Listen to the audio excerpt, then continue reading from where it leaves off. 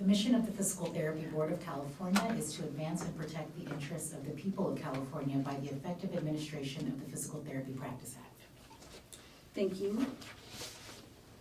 And we have one agenda item from yesterday that we'd like to start off with this morning, which is agenda item number 14, elimination of the printed pocket license. And we have Sarah Conley with us. Good morning, members. Is this a good time to ask you to relocate so that we can use the PowerPoint screen? Yes. Thank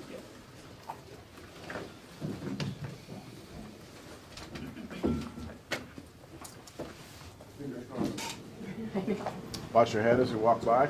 Do we need any materials? No? No materials are needed. It'll all be on, all be protected. Thank you.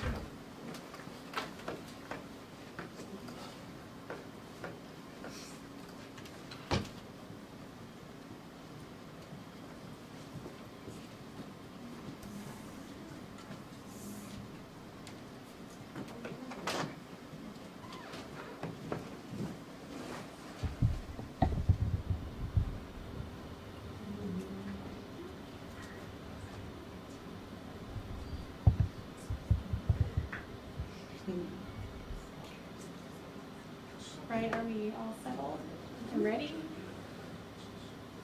Okay. Again, I'm Sarah Conley. I'm with the License Maintenance Program, and I'm going to sit for the purpose of using the mic, and then also for the webcast for the presentation. Can you put the mic closer to you? Oh, yes.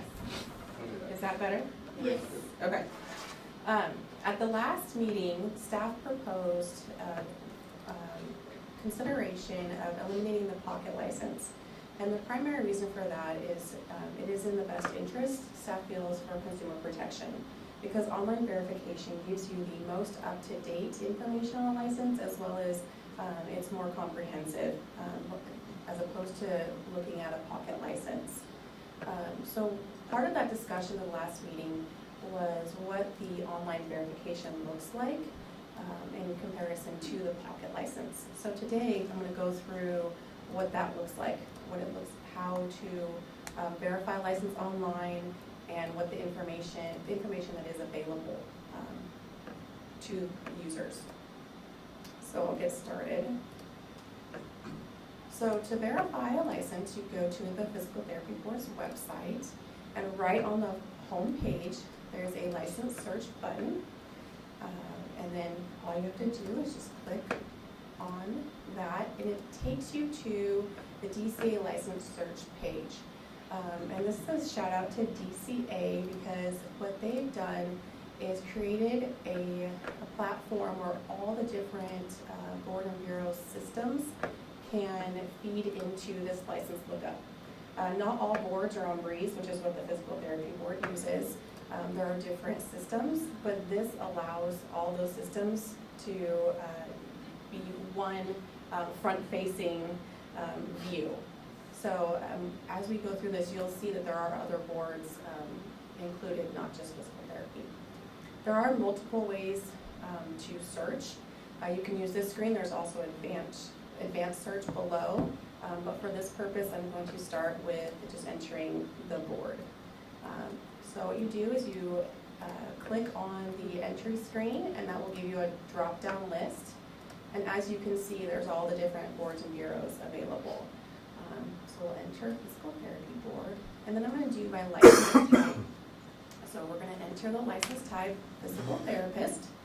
And now if you can see, I'll use my pointer here, so we have that entry.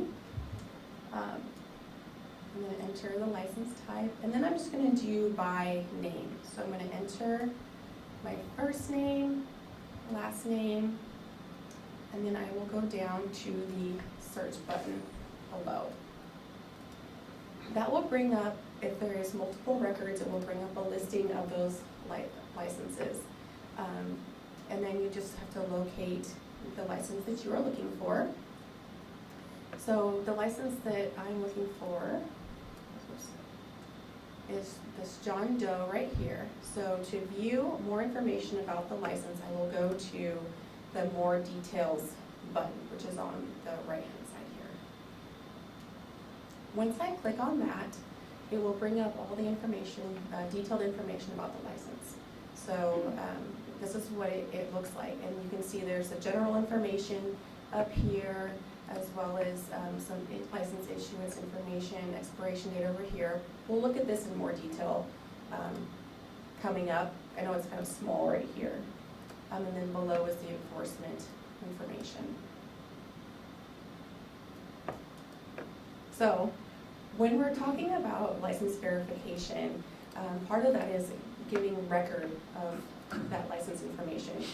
Like the pocket license is a hard copy that you can provide an employer to verify that information. The online verification, you can use this, it's the same concept if you print out the information. So this is the example of printing. So we'll just do our control print, and this is what that page looks like. So the same exact information on paper that you could hand to anyone. So how does this compare to the pocket license? So here's a side-by-side comparison of the information that's available. And what I'm going to go through is what is the same.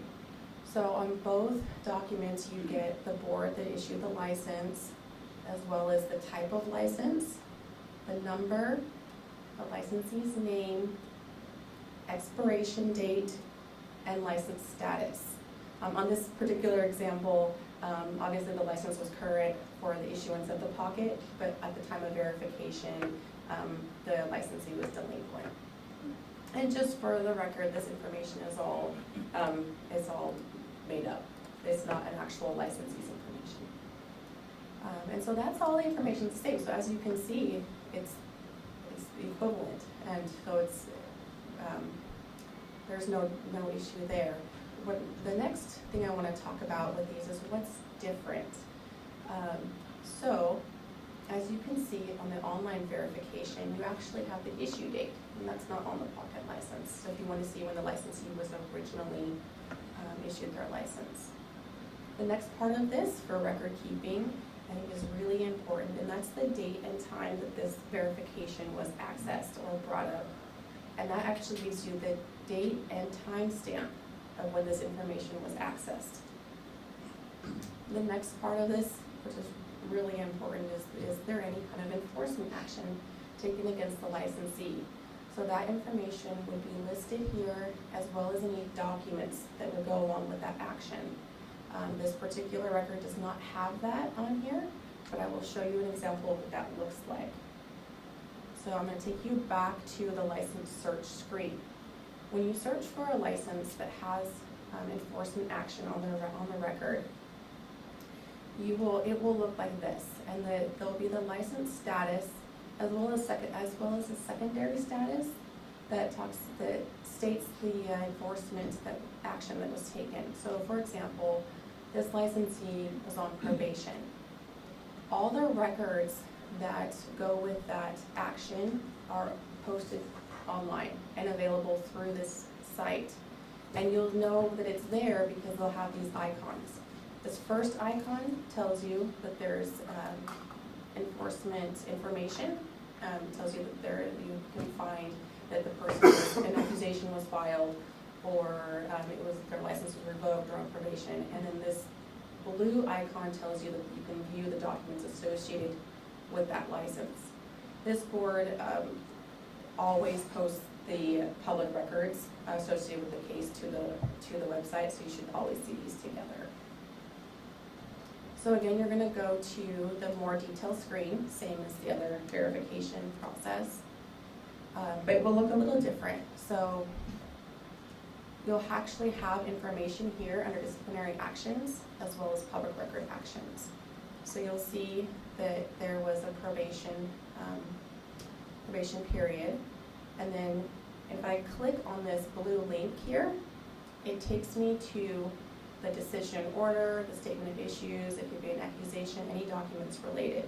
And when you click on those links, I didn't bring them up because it would require a lot of redaction, and so I just wanted to show an example of how to get to that point. It'll actually bring up a PDF of those public records. So then that is all the additional information that's available for online verification that's not available through verification using a pocket license. And so that's why staff is really looking at this as being the new and only method of issuing a license, just to move towards online usage versus the printing. So I hope that gave you some more insight into the verification process and the information available. And then at this point, I'll take any questions and turn it over to the board for discussion. And that's it. Sir, I noticed, and I apparently didn't pay attention to this in the past when I've used this search tool. When you put in the initial search information, and you get the listing of all of the John Does that are in the state who are licensed, and if you pick physical therapy board, then it's going to show you those. But in that search component, it also lists their location, their city, or I think it's city and state. It's city, state, and zip code. And zip code. Yeah. But then and I utilize that to be able to get to the right John Doe who I'm looking for in the past, because I know that John Doe lives, or is in the San Francisco Bay Area. So I know that their address wouldn't be Los Angeles. But then when we get into the licensee's particulars, the address information is not included. Yeah, at this time, it's not on that printout screen, so that is correct. Is it? It could be something that we could add in the future. Right now, the addresses are not disclosed for license, so it's just, it does help in the search to identify the Right. licensee, but then we don't include it as far as the verification printout side, so. And that historically, this board has not disclosed addresses, so, and that's why the actual, the detailed street and number are not included in that initial search as well. And that varies from board to board. Right? On that list, if you were to click Department of Cosmetology or the Bureau of Security Information Services or another one of the allied healthcare boards, you might actually see at street number, street name, and that location. But historically, the Physical Therapy Board has always kept that information and only provided it upon request. So if a member of the public asked for it, we would reveal that address of record. We would in turn take their information and record it as a request. DCA also has a new data online portal on the DCA homepage where you can kind of get around that, where you actually can download an Excel spreadsheet of all the licenses issued by any particular board or bureau. On that Excel spreadsheet, the address location is included. Is email on there? Sarah? And neither is phone number. And it's through that method that I receive emails from companies reminding me that my license is going to be up for renewal soon, and I'm going to need my CEUs. So it's through that process that they found out what renewal cycle you're in, Right. but they didn't get your email address from No, us. not my email. No, I get hard copy mail. Yeah, definitely. 'Cause I get hard copy and mail it is only reminding me of address those of record. Any residential address is considered confidential. We don't disclose that on that Excel spreadsheet. And so if you have your PO box listed, yep, that's how you're getting your mail. If you have, your address of record is where you receive mail, that's how they're sending it to you. And in the past, we've always provided that, but it was by a different part of the Department of Consumer Affairs called Public Sales, and they actually had to pay for that list. We're in a little bit more of a transparent age when it comes to data and governance, and so that data portal is meant to put that information out there free of charge and more accessible to the public. There are still employers that insist upon a hard copy license.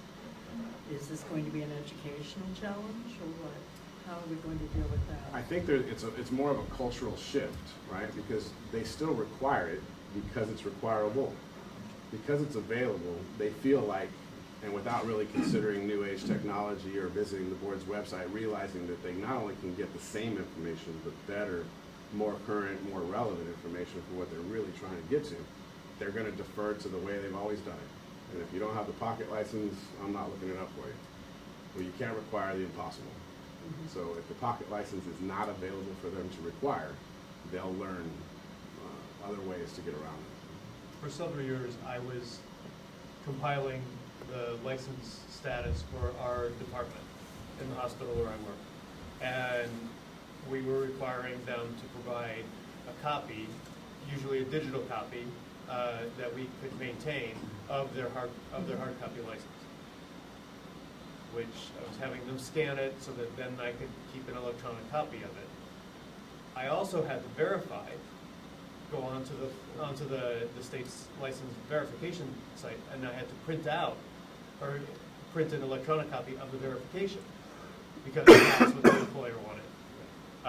It was, I think, at the beginning of this year that the Occupational Therapy Board stopped issuing a license that had a signature space, the way that the PT license does right now. And the management was up in arms because we needed to have a signature. Like, there isn't one available. And they quickly acquiesced and said, oh, okay. So they will figure it out, and yeah. I have no worries about that. There's an element of redundancy, one, and then just obsolescence now too. I mean, if you think about in a practical setting where a licensee is coming into contact with one of our consumers, the name tag designation, name, license number, 18-point font, whether they're PT or PTA or PT aide or PT student, is much more informational to the consumer than the pocket license that's in their wallet that the consumer never sees. You know, so we're trying to kill as many birds with this single stone as we possibly can and exploit the use of that tool. How much control do we have over the format of what the digital license looks like? I ask because, is there a way to put like official copy or something on there to make it look more like the state issued it versus they just printed a website? You know what I mean? I just want to interrupt real quick. Is it okay if we move to mics? I'm concerned that we're not capturing this discussion. Would that be possible? Oh, I'm sorry, you want to have the other. It's Mike. Oh, I think he's going to see if there's wireless mics. Are you able to hear the audience discussion? I have this mic, yeah. Is it? I can hear it. Oh, okay. So we're okay? Yeah. Okay. It sounds like we're okay for the webcast. I just wanted to make sure so we captured it. With the technical difficulties that we've been having lately, I feel like we might be pushing the envelope a little bit, but hey, why not? Next question? Well, my question was how much control do we have over the format? Can Now, we sir, add did you want to try to? like a seal or Yeah. official copy or something so that it looks more like the original license? Well, as far as the online, Mhm. that is subject to all the boards and bureaus, is my understanding, and so it would have to be agreeable with everyone. So that is, Can you bring it back up? yes, so that's a standard format. How far do you want me to go? Just what the printed copy would look like.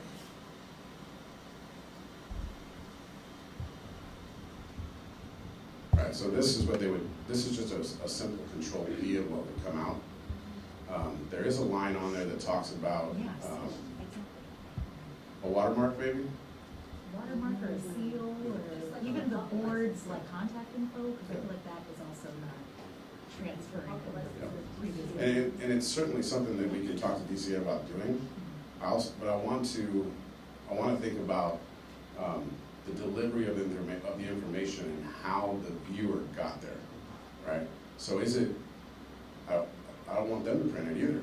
I mean, I print it for their own records, but printing it from their own records after they visited a California official government website, seeing the assurances that this is primary source information, it was refreshed, it's current as of the day that they're querying it, and have that assurance from that, and kind of reculturalizing, the industry to conform to that. I don't mind exploring the idea of making that part a little bit more official as it's printed, but I want to kind of focus on shifting the mindset of the people that are actually seeking the information out. And the printing is what's printed is only as good as the day and time that it was printed. The same as what we're looking at with the pocket license right now. So I actually, going on, trailing off of what Ms. Ellaby was discussing, we had discussed in September, I believe, trying to determine if there might be an option for the individual to print a pocket-sized version of something. So if they feel a need to carry something in their pocket, were staff able to address that? There's currently functionality that would allow that. We would have to just turn it on, basically. So we could do something like that. I think the only concern on staff side is that would that be used in lieu of the online verification? And I guess the concern that I have with that is, would we really be creating that cultural shift if all we've done now is, instead of mailing it out to them, made it available for them to print, right? Because they're still going to rely on it as a pocket license that, you know, has much less information, much less timely, and quite frankly, doesn't actually fit in anybody's wallet anyway. So without really cutting and trimming and that kind of thing. So as Sarah stated, the functionality is there. We could shift it to where it's accessible to the public in their dashboard. And we'll talk to DCA about that as part of the transition. The other part of this too is if you're, for example, an employer and you have employees that you're verifying the license routinely, you can subscribe to individual licensees. And you can't get notifications that they've renewed, at least not right now, but you do get notified like if an enforcement action is taken. So that you'll get updated that way. You don't even have to go in to look for it. It'll just send you an email that, hey, this person's had some action, take on their license. Have we developed any like educational handouts or like a one sheet, like, so PTs and PTAs have something to hand to their employer, like, this is why my license looks different this time? Would you like me to repeat the question? Question, please. My question was, I forgot it now. Give it to Mike, I'll read it. Do you have any educational materials to help assist PTs and PTAs with in educating their employers or whoever is requesting a copy of their license? That would definitely be part of the outreach, so to speak, campaign, to an informational campaign as we transition through this process, if this is the direction that we go.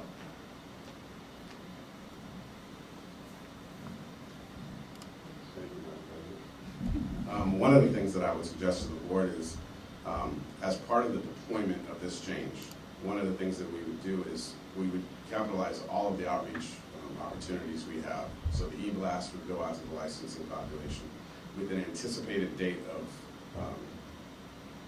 making this change. Using social media to do that, using the school outreach opportunities, the CPTA outreach opportunities, FAQ on the board's website, including it as a newsletter item, those kind of things, anything that we can to get the message out. And I guess that's part of the conversation that we wanted to have today, because I think, you know, here we are in December. I think that this is something that, with that kind of PR campaign, could be done and give DCA enough time to create this change in Breeze through the OIS process, that we could implement this July 1, 2020. Right? So 6 month, hey, we're going to get rid of the pocket license. Here's what you can do in lieu of, and it's, you know, selling its benefits versus the old system. Having an FAQ for those that might ask those kind of questions and what the answers are. I think we can address that and do it in a short fashion.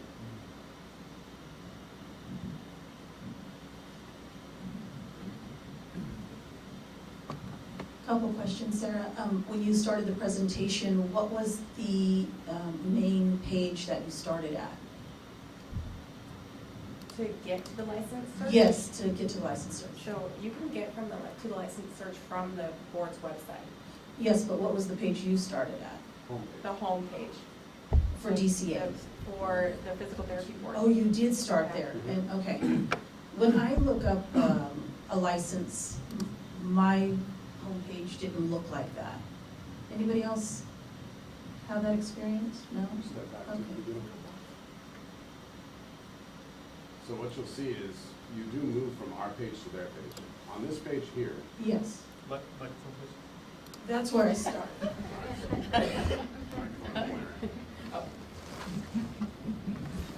so from here, there's actually two different locations. So if a consumer, employer, insurance company, or what have you, comes to this website, they can get there from here, and they can get there from here, right? And from there, it takes you directly to this, the largest part of the search section for DCA web search. Now from here, I think especially for somebody that's working in a setting like Dr. Drummer, who's verifying licenses of multiple types of healthcare workers, right? This is still the portal that you'll be at, because you can select occupational therapists and speech pathologists and physicians and surgeons and podiatrists and so on. For a consumer, this can be a very effective tool too, because the consumer may not even know what kind of healthcare practitioner they were being seen by. All they know is that person's name. And so they can search here just by name, and it will give them, like you saw in those search results, all of the people with that name and all the different license types they might hold. When you get to that further filter in,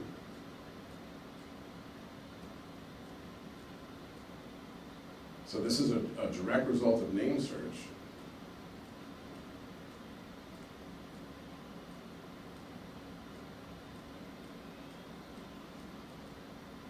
All right, I missed a slide.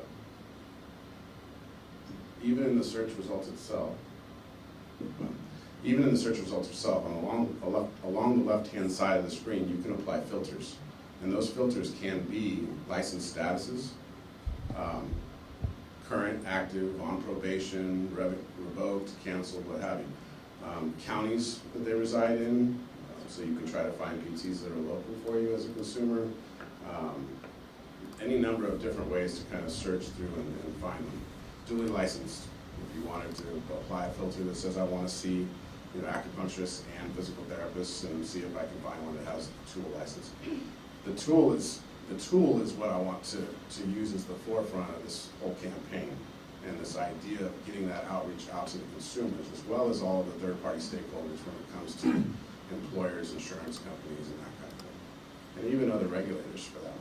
The California Department of Health, Department of Aging, CDPH, and those kind of things too.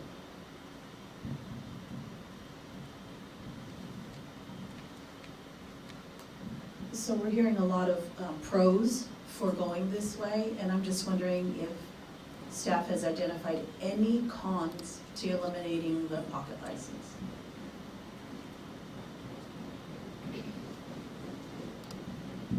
I think you kind of heard Valerie kind of touched on one of the most glaring ones that we're aware of is that there is a piece of paper that they've been relying on for a very long time, and so one of the cons is going to be that uncomfortable period of time of transition.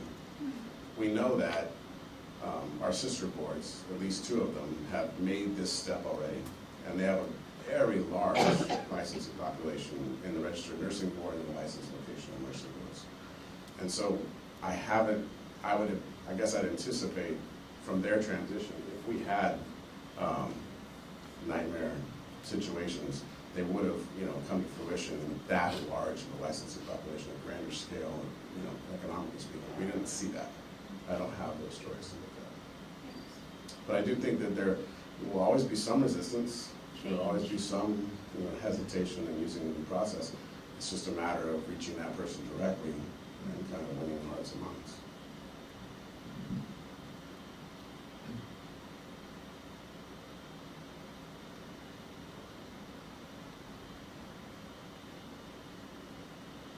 Any other questions?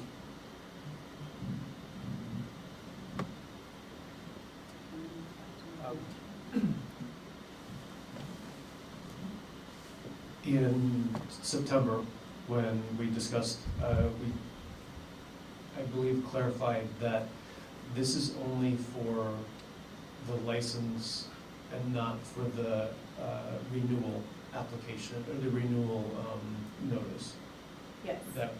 So I've heard some anxiety about the renewal notice being digital only, that people still like to have that, still like to receive that in the mail. Yes, so thank you for that clarification. This would only apply to the printed pocket license. The renewal notices, there would be no change to the renewal notice, the delinquent notice, that all stays the same. Yeah, that's an excellent clarification. I would kind of just reserve the right to approach the board incrementally with that as a step, maybe sometime in the future. Get them used to not having a pocket license. And then maybe the next step is get them used to not having or receiving a delinquent notice when they haven't renewed their license, within 30 days of their expiration. And then maybe after that, move on to, all digital. But receiving an email notification instead of a in the mail piece of paper to provide that. One of the, and that's a conversation we can have at a later date, because today, again, we're only talking about eliminating the pocket license. But in an era of going green and utilizing technology to its fullest extent, I think that's a direction that we'd like to go in.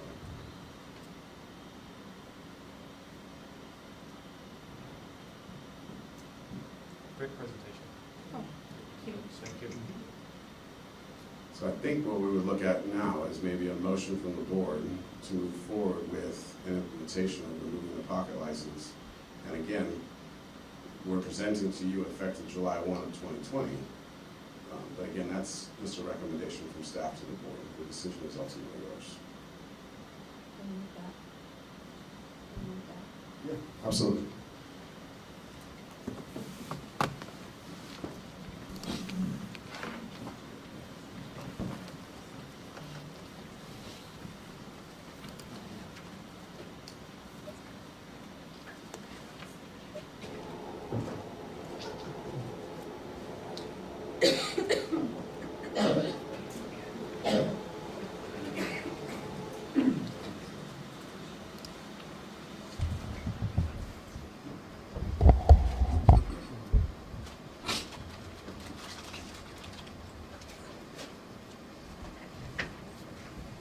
We have to make a motion to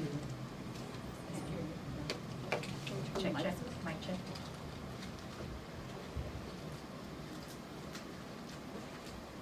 Testing, thank you.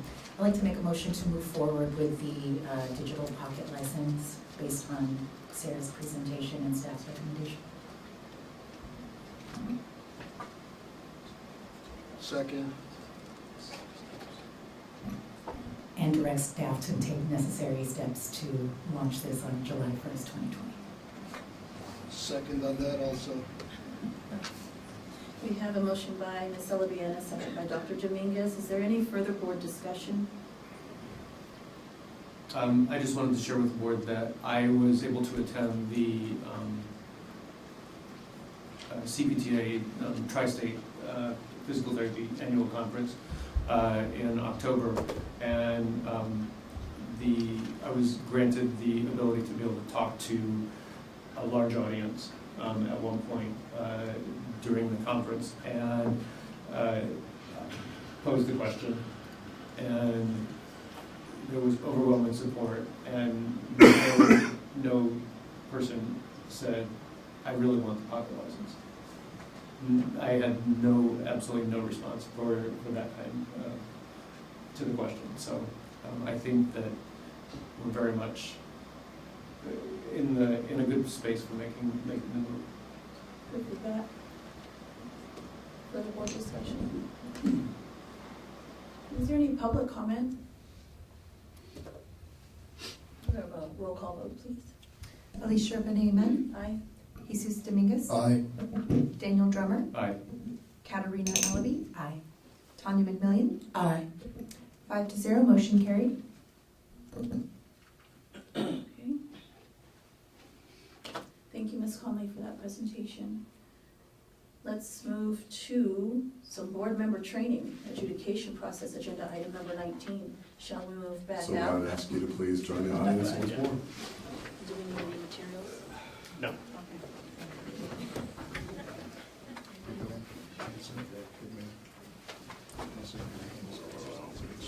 Oh, I do have a power. Oh, okay.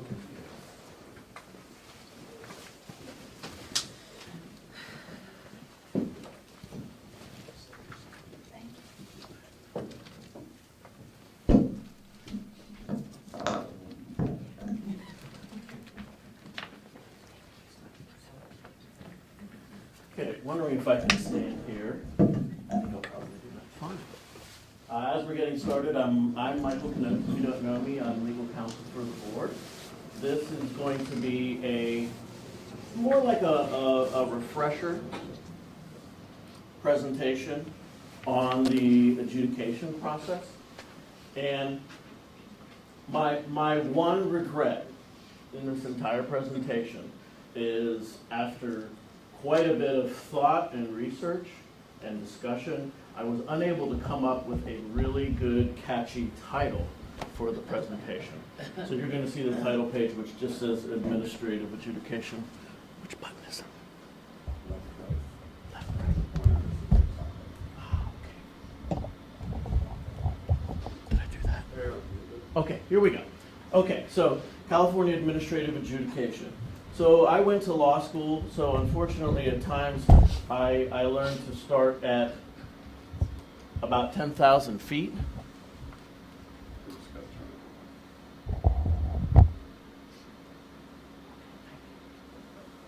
So I did not start with the Magna Carta, but I started with the Constitution, because what I wanted to just establish here very briefly, and then I will come back down to your level. Actually, we get there at the end here. Is that in our state and federal system, we have a separation of powers into legislative powers, the executive branch, and the judicial branch. Before really starting with Reconstruction and the second half of the 20th century, executive agencies started encroaching a little bit into this judicial power, where now we have executive branch, executive agencies, boards, commissions, at the local, state, federal level, making all kinds of decisions that were in the very distant past always and exclusively made by courts. So a lot of the provisions of administrative law and administrative adjudication really are to provide that process that didn't occur before. So very briefly, we have the California Constitution, that the provision that allows the governor to organize the executive branch and the executive department, and then all the way down to the establishment of our board and the duty of the board to enforce and administer the Physical Therapy Practice Act. What we're doing in administrative adjudication is providing due process of law, and that no person shall be deprived of life, liberty, or property without due process of law. The United States Supreme Court decisions that that really established and cemented the procedures that have to be followed whenever you're going to deprive an individual of a property right or property interest or a liberty interest. Here what we're dealing with is property interests in terms of an individual's right to obtain a license to practice their profession. And if that privilege is going to be taken away, then there's process that's due. Usually the process that's due is notice and an opportunity to respond before termination of the interest, unless a pre-termination hearing is impracticable. Now there are provisions, I'm not going to go into these, that allow for a ex parte, almost sort of immediate suspension, temporary suspension of a license to protect the public in rare and very usually dire circumstances, but usually we allow someone to remain licensed while they go through the disciplinary process, subject to any orders or concerns that the board needs to make there. So, this is the charge of the Physical Therapy Board, to hear all matters, and you'll see the citation of Chapter 5, commencing with Section 11500 of the Government Code, which is the State Administrative Procedure Act. The Administrative Procedure Act provides general rules for all state agency decision-making. Agencies may adopt their own administrative rules or use the APA default rules. The purpose of this slide is to really just give you a little bit of background about administrative law and let you know that Section 2614 of the Business and Professions Code requires us to utilize the default rules in the Administrative Procedure Act. The formal due process hearing, which is what is required here, begins with an accusation, which is a formal document that begins the disciplinary process. There's a description of it in the government code here that I will not do a dramatic reading of. Incidentally, I will provide to the board members and to staff a copy of these slides if you'd like them for your review at a later date. So it's also a due process requirement to provide an accusation, because in order to really defend oneself from disciplinary charges, a licensee needs to be informed of precisely what those charges are so they know what the accusation is and how to go about mounting a defense. In statute, a notice of defense must be filed within 15 days of service of the accusation, or we enter into our default decision mode. And usually a notice of defense is just or just requesting a hearing, but the respondent may also object under certain grounds to portions of the accusation. The respondent's entitled to discovery, statements of witnesses, documents that may be offered into evidence by the Deputy Attorney General. Notice of hearing must be provided to all parties at least 10 days prior to the hearing. It's usually longer. Settlement is always an issue, and anytime in most adjudicative processes you will find lots of cases settling, and that usually benefits both parties. It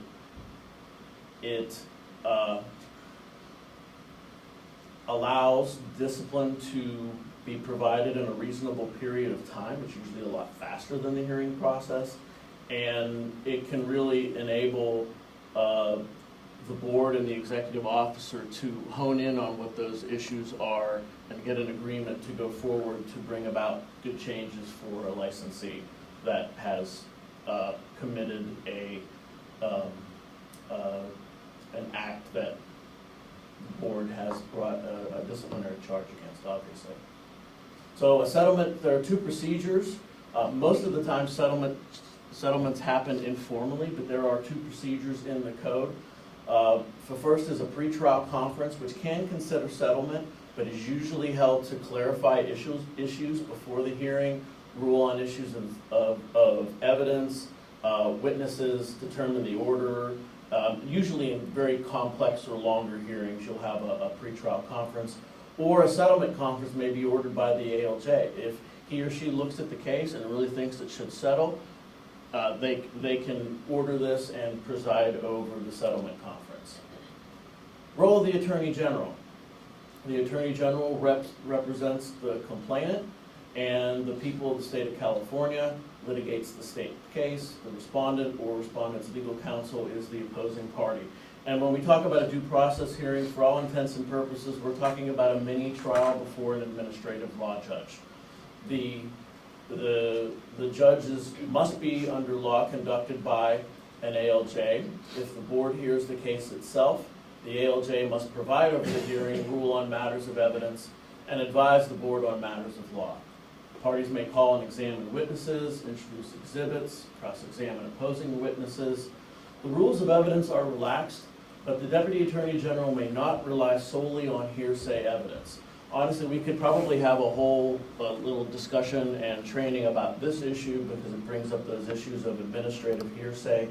But as a matter of due process, the thing to keep in mind is that the evidence must be more than hearsay. Hearsay can be used to substantiate different things, can be admitted for purposes of credibility issues with witnesses, but ultimately there has to be more than hearsay evidence supporting the accusation, or case law generally finds that that's not sufficient evidence to support the ultimate decision. Okay, so the ALJ must issue a decision within 30 days, and that's provided to the board as a proposed decision. Okay, a little more to what we do. This is just kind of a roadmap for the rest of this brief presentation.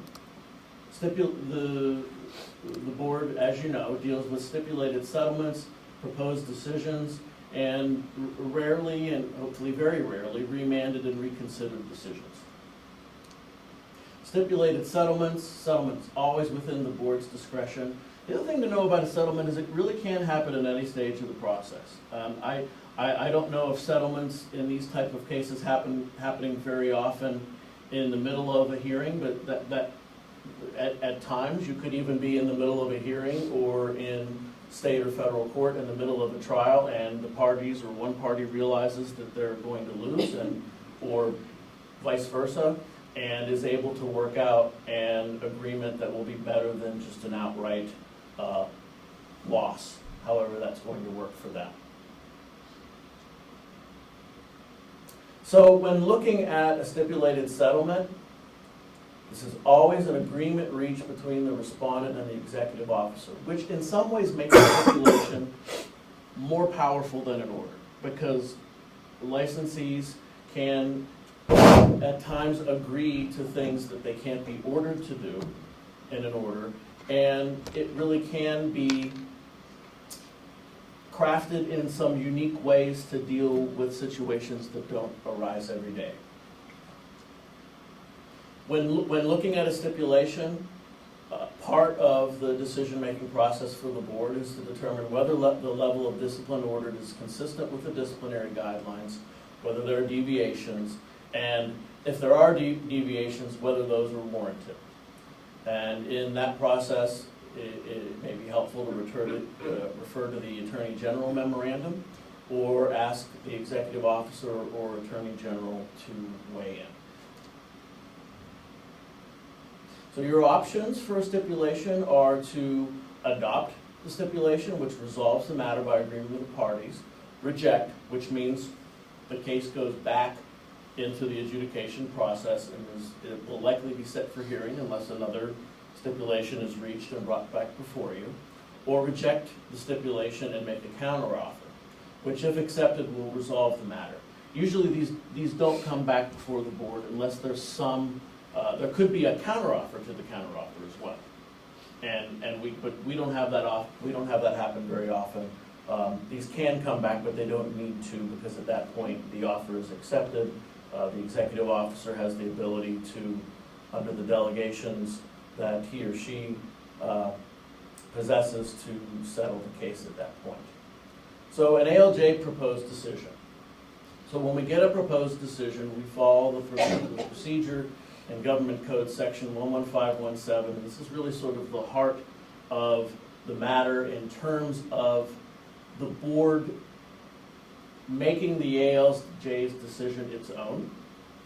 The board could hear every one of these cases itself, but as the procedure is designed for efficiency for the ALJ to first hear the decision.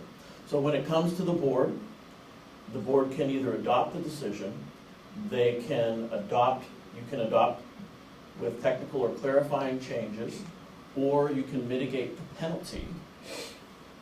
You can remand the case back to the ALJ for the taking of additional evidence. Cost recovery is a good example there. Or another example there is maybe there is a practice issue, and as practitioners you look at the proposed decision and realize that there was a particular fact that you really need to understand to determine whether or not there was, for instance, negligence on behalf of a practitioner. That would be a situation where you might want to refer the case back to the ALJ to then take that evidence and then resend a new proposed decision based on that continued or second hearing.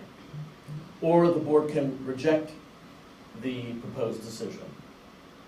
also referred to as non-adopt, and make its own decision based on the record.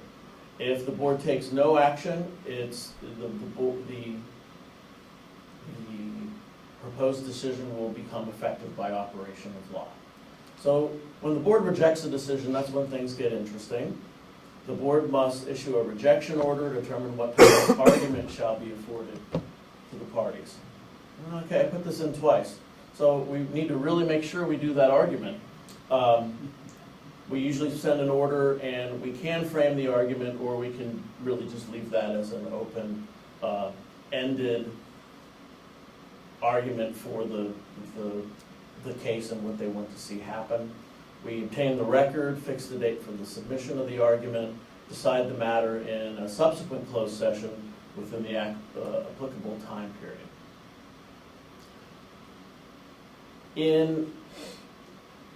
We don't do a lot of petitions for reconsideration, but I thought I would run through these rules for you.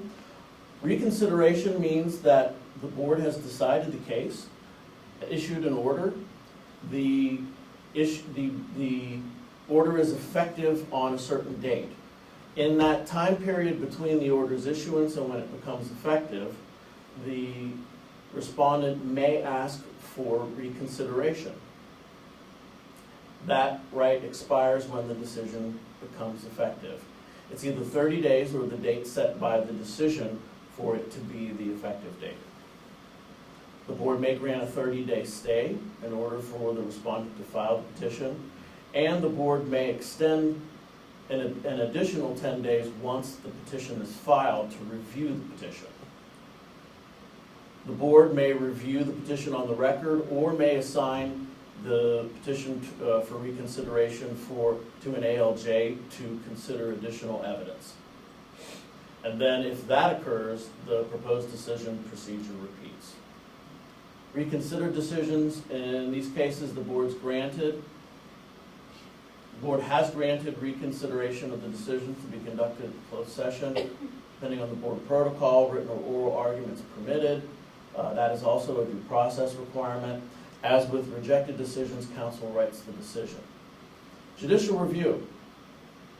Back to separation of powers, checks and balances. This is the point in the process where, having had an executive board, an executive, an entity, a licensing entity of the executive branch, make a decision, there is an opportunity for the judicial branch to weigh in and decide whether that process was done properly.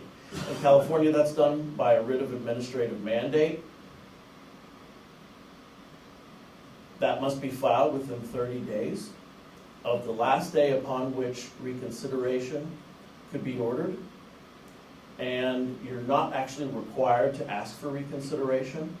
Court must decide the case based on the administrative record of the hearing, meaning that at any hearing on a writ, the parties are limited to the evidence that is in the administrative record, which will be the transcript of the underlying hearing and any evidence and exhibits, documents that were admitted into evidence. The court is not allowed to take new evidence or hear from witnesses or provide receive any other documents, and usually unless the parties agree to supplement the record. And that usually has to be done by stipulation of the parties. Remanded decisions. Here, the court has spoken on a decision and sent it back to the board. There's a fairly new case that settled that there is a due process requirement to allow for additional argument at this point. The board must make its decision on the case in light of the court's findings at the subsequent closed session. As with rejected and reconsidered decisions, the board counsel writes the decision. Any comments, questions, areas that you'd like some further information about, if I can? Madam President. You said that the Microphone. ALJ has 30 days to write the decision after a hearing. So when we have a hearing here and the board makes a decision and the ALJ takes our notes and writes it up, does he have 30 days to submit that? Usually, Or she, that person? that is usually the time frame that he or she will provide the decision. It's a little different in that situation, because when the board sits as a full board, the board is actually hearing the case itself, rather than the ALJ hearing the case.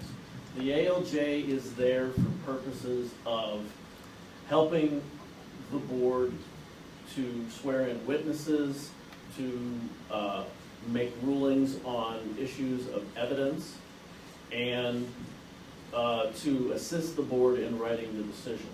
So in that situation, what we get back is not a proposed decision, it is the board's decision.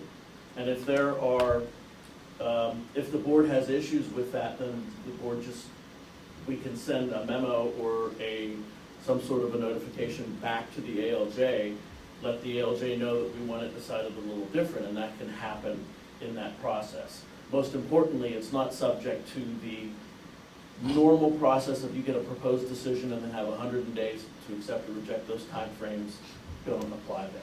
Thank Did I you. answer your question? Yes and no. Okay. I think it's very helpful. I'm just wondering, when we make our decision, does the ALJ have a timeline to write that up and submit it? I think they may as a matter of policy. There's not one in statute. Okay. Because at that point, we are not operating within those APA formal hearing adjudicative procedures. We're operating within some other procedures of the APA, and it doesn't have the same sort of time frames of the 30 days, 100 days, 100 days.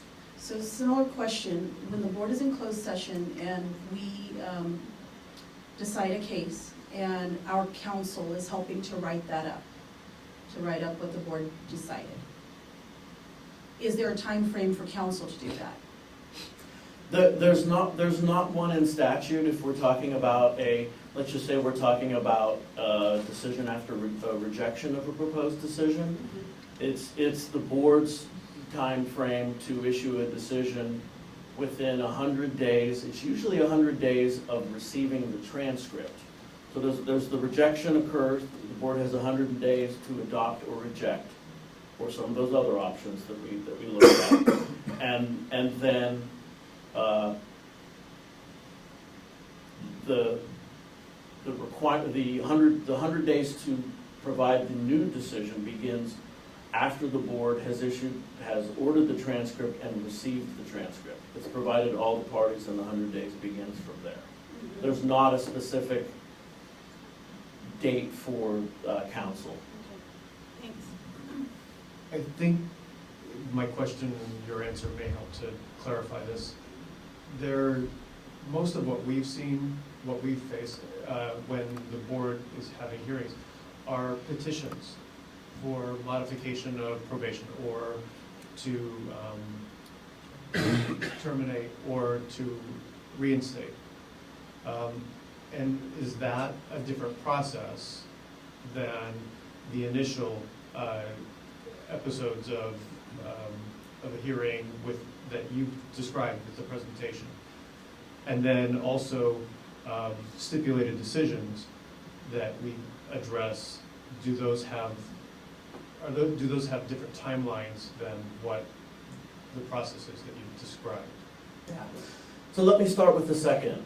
Stipulations don't have a time frame, because a settlement can occur anytime that, we are talking there about a regular disciplinary action, so an original disciplinary action, and that can occur at any point during that process. So there really aren't time frames, but the longer that settlement process goes on, the more, if it ultimately fails and you have to go to hearing, it adds additional time to the entire process.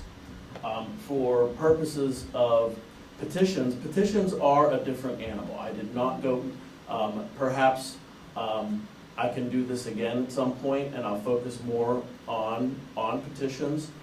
They are somewhat easier in the sense that they are not subject to the formal Administrative Procedure Act rules that I just went through. This board has chosen, the board could choose to utilize that process and have an ALJ without the board sitting decide the case, just like a disciplinary action, and send a proposed decision. For example, the Dental Board of California, that's how they do their petitions. They don't hear their petitions as a full board. They have an administrative law judge hear those. But because the board is hearing it as the full board, there's still the requirements of due process. There's the right to petition. But what you don't have are the timeframes and the interplay between the ALJ's proposed decision and the board. Thank you. When you were talking about the reconsideration, you said unless they supplement the case, what does that mean? So supplementing the record, if we're talking about a case that administrative law judge is deciding, if we're talking about a writ, if we're talking about a petition for reconsideration, we're always limited to the administrative record. And that is really just a fancy term for all of the evidence that was provided at the hearing, all the testimony, all the documents. What we can't do as the board, and what a court can't do, is go out and do additional research, do its own investigation, or consider any document that wasn't before the original ALJ.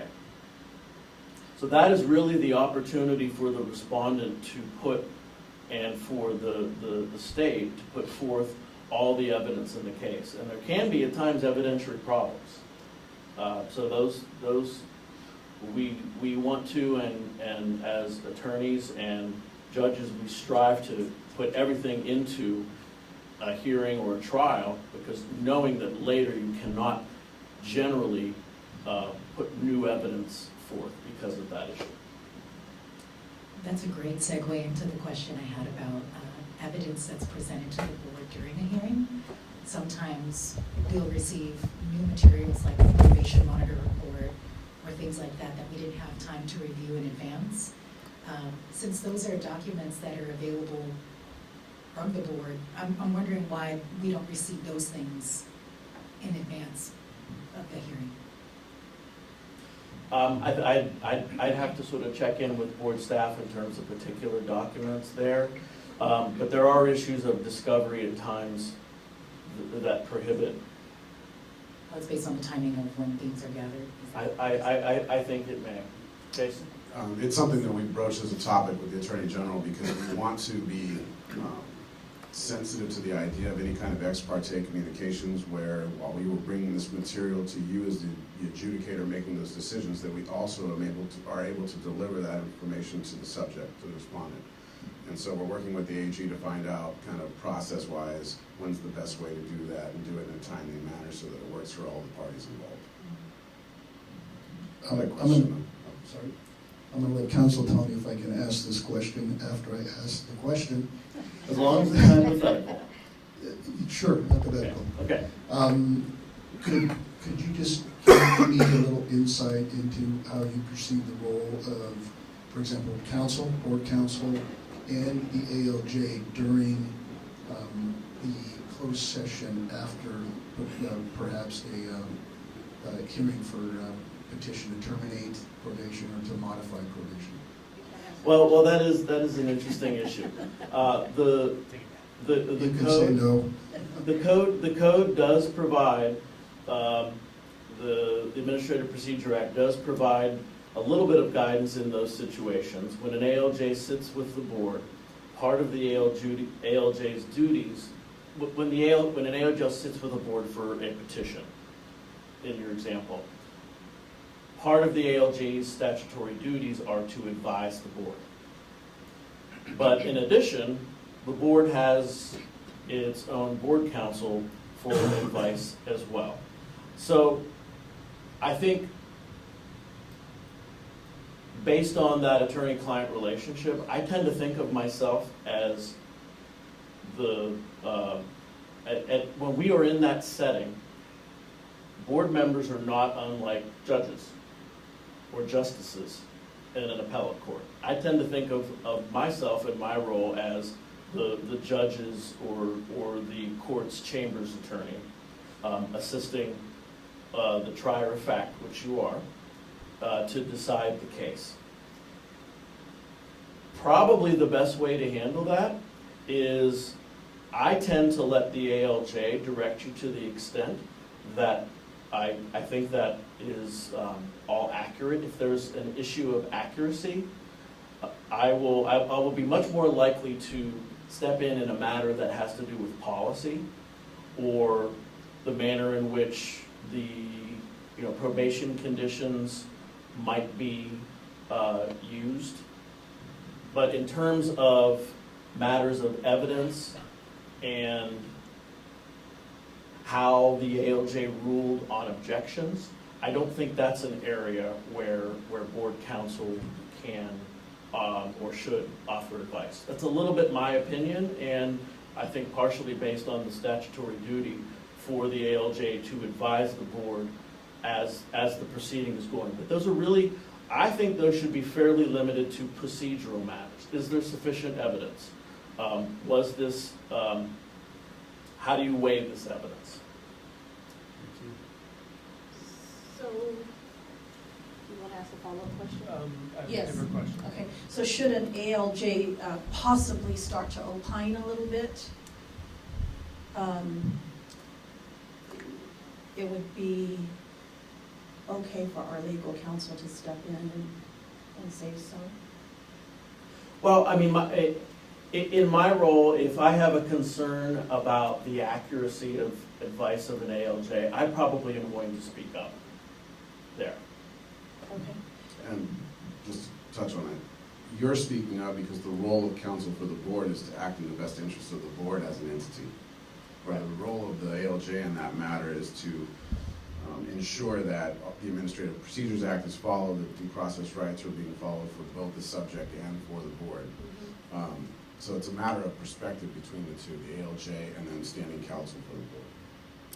Do boards have a right to request certain ALJs to hear cases? No. No.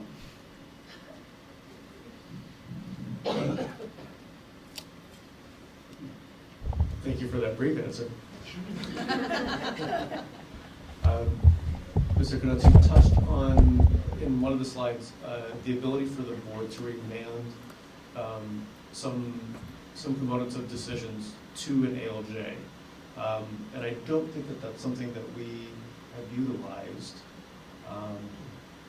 We have, the board instead, in most cases, has taken on the cases ourselves, instead of remanding something to the ALJ for, and not necessarily back to the same ALJ, but there was something, I think it's the slide. Could you just go over that again or touch on it, expand on it a little bit?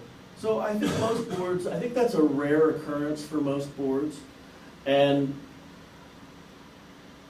it would only occur if the board, in reading the proposed decision, felt like there was a gap. There was some information, there's not enough information in this decision to really decide the case. And if the board felt like they needed more facts, that would be the point that the board would, instead of adopting or rejecting, might remand a case back to an ALJ. But in that case, I mean, to an extent there, what we're saying is that ALJ, you didn't get enough of this evidence.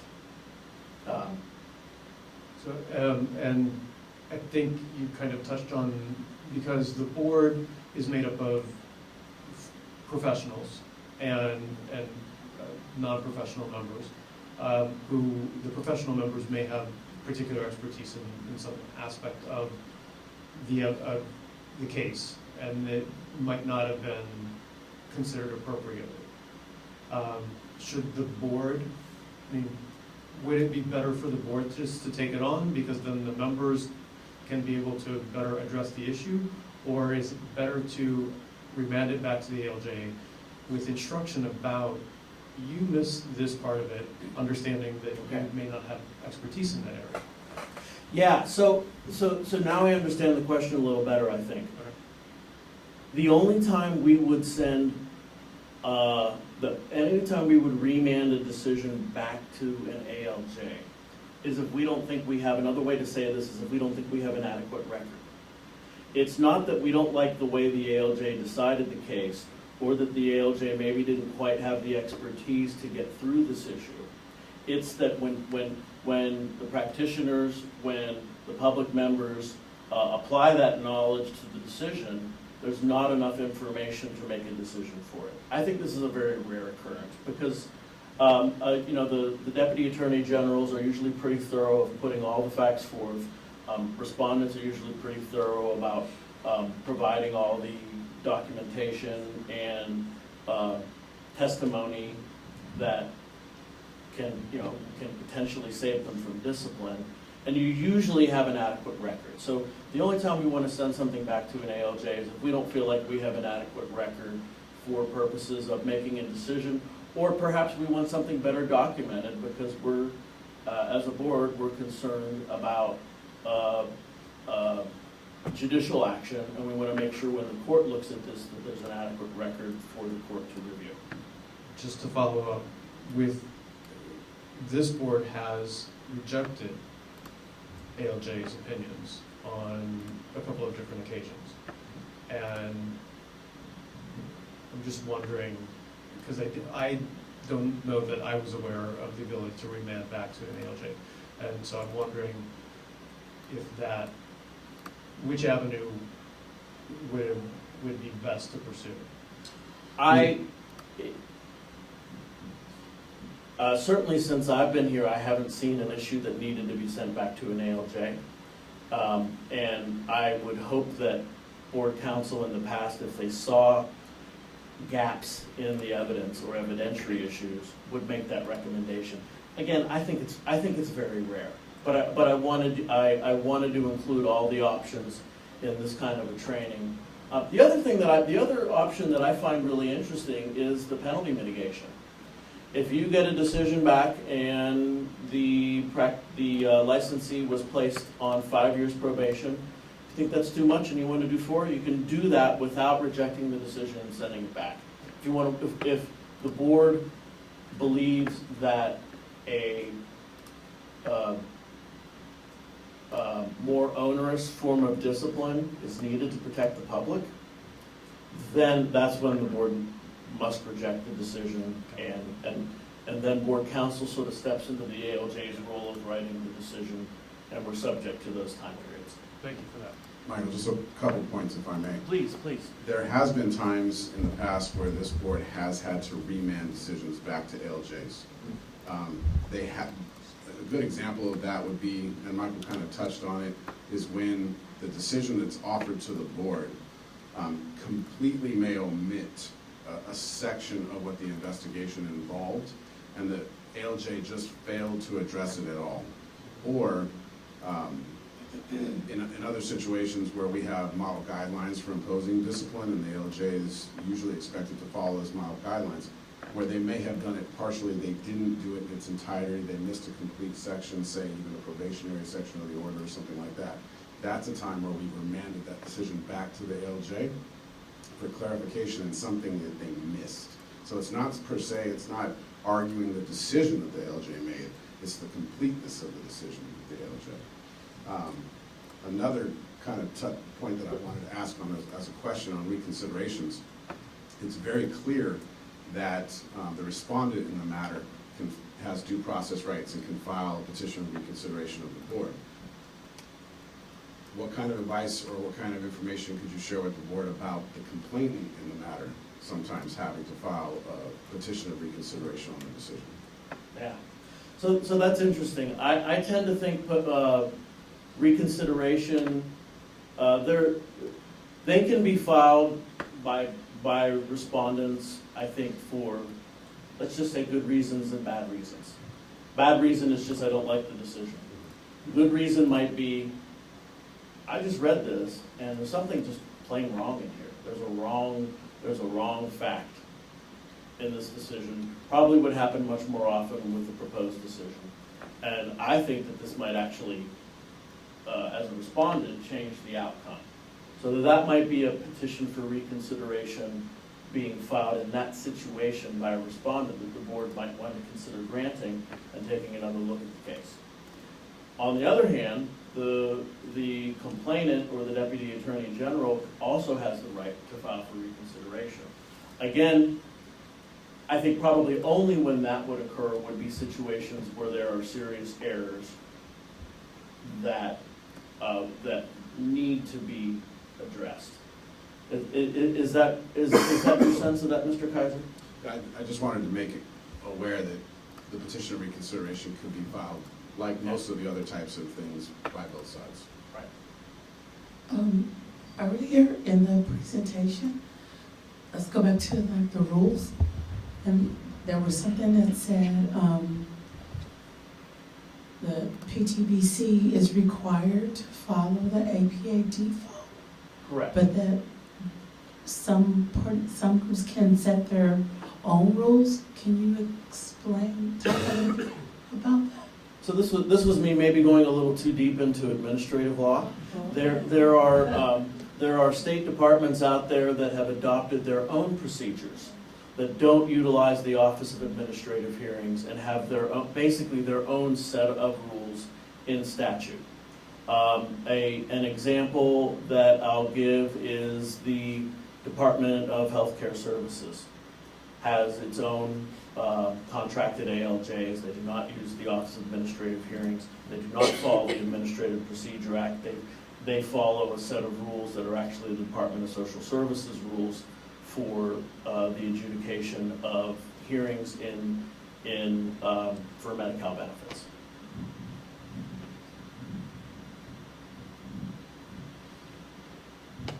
Anyone?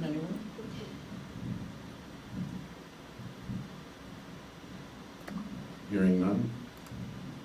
No? Thank you. Thank you very much. If I could have the board return back to the dais.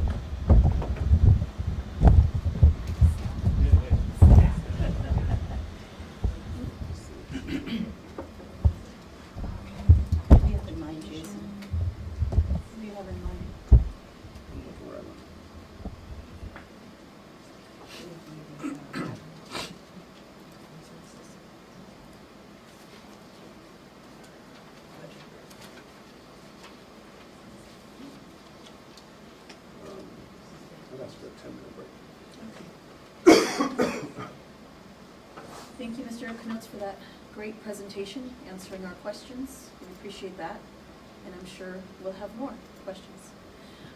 We'll take a 10-minute recess and come back at 10:30.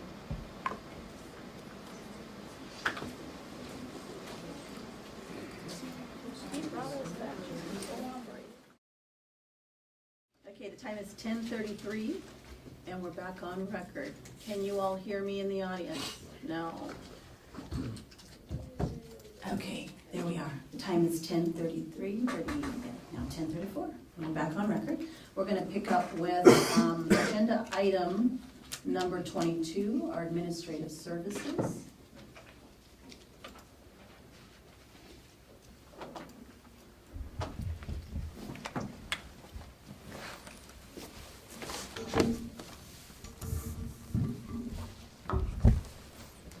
Morning, board members. My name is Carl Nelson, and I am the Fiscal and Business Services Analyst for the Administrative Unit. I'm going to provide a budget report today. Just a couple of updates for the board regarding the Q1 budget report. According to the budget office, the final budget adjustments in the budget building process have not yet been completed. There are going to be some more additions to our budget. They have not yet added in the adjustments that still need to be made for the 3.5% salary increases that staff got back in July, as well as corresponding increases to retirement and employee benefits. BCPs that were approved for July have already been entered into the budget. Overall, this will increase the overall bottom line when looking at budget reversions for the year. And also, in the briefing paper, a couple of corrections. One, I think we actually had the agenda item as number 28, and that's obviously 22. And I also had stated in the briefing paper that when comparing departmental services, last fiscal year's budget was 100% expended in the display, not 50%. That accounts for the big difference in comparing last year and this year in this category. Any questions?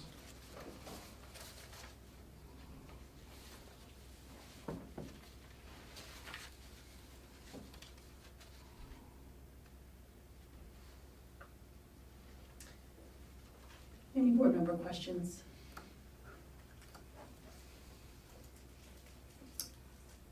Carl, you're going to be retiring soon, and we're looking for someone to replace you.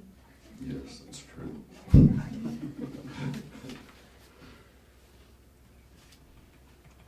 Okay, no comments from the board members?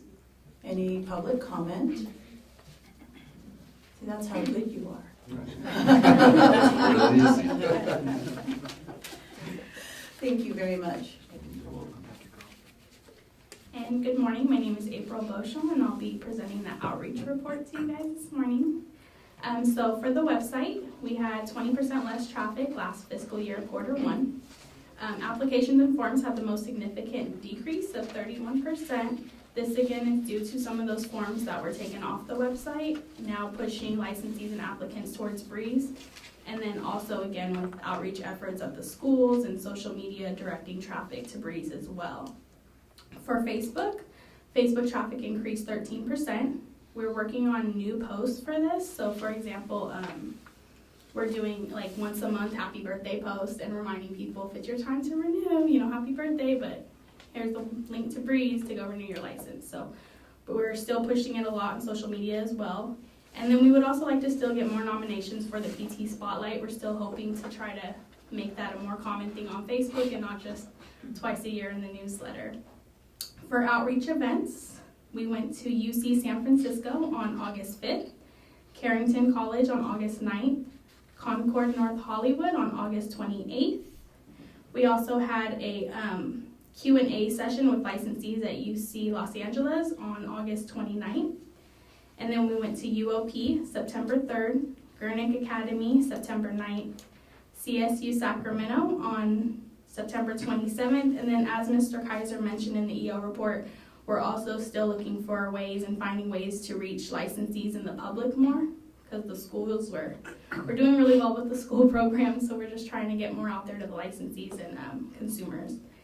As of now, we've been to 10 out of the 16 PT programs and 6 out of the 16 PTA programs in California. And then just as a bit of a glimpse into the near future, we have more upcoming presentations with schools wanting us back that we've already been to. And then also, after April, we will have completed 12 out of the 16 PT programs and 8 out of the 16 PTA programs. So we're on track for that goal I have of trying to reach all the schools by the end of the strategic plan. I also wanted to just point out to you, in the newsletter we have the student blurbs that we do. So we got 2 back, so I just thought I'd read you guys 2 of them from 2 of our students recently. So one of the comments says, Mr. Kaiser seems very knowledgeable in the topic, as he should. His team was very well prepared and professional. He kept the group engaged and made presentation entertaining. He answered all of our questions in a precise time and manner, and I really enjoyed his past 2 presentations and thank him for coming. And then the second one says, this presenter knows all the topics and takes his position seriously, which shows that he truly cares deeply about the job and the profession. I appreciate all the time everyone gave us students and enjoy the energy that they put into it. Great examples, and Mr. Kaiser answered every question my class had and made sure everyone understood his main points. I think these are so important, that's why I include them in every newsletter, because it also helps us with other programs we haven't been to, where they see it and they're like, oh, come see us next. So it has been helping a lot. The fall progress notes were released in November. I left you all a copy, and there's some in the back for any public that are here as well. And we have received positive responses to it, including licensees wanting to write articles for future newsletters as well. So we're really excited about that. Fantastic. Any questions? More of a comment, just really impressed in your ability to touch all of these different PT programs, and it seems like the students are gaining a lot from your presence, so just keep up the good work. Thank you. Great report.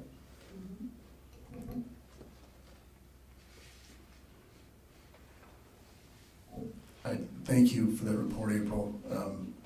I had a question for Mr. Kaiser. When you go, or April as well, when you go to the PT education or PTA education programs, are you going sort of is your time embedded within the normal curriculum? So for example, in a class, or is it sort of an aside to the curriculum? Depending on the school, I've experienced both. And so some schools have had us come in as a normal part of the curriculum, the day-to-day class session time. And then we have come to do a couple of evening classes where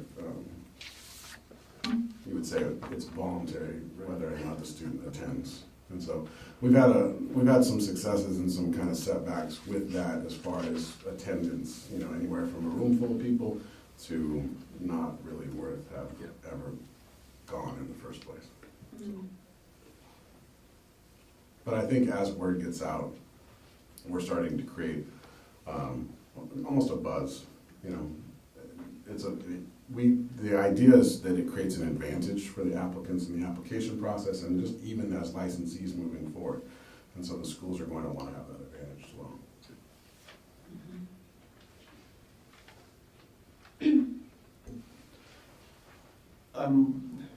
This just popped into my head. I'm wondering about potentially having a board member.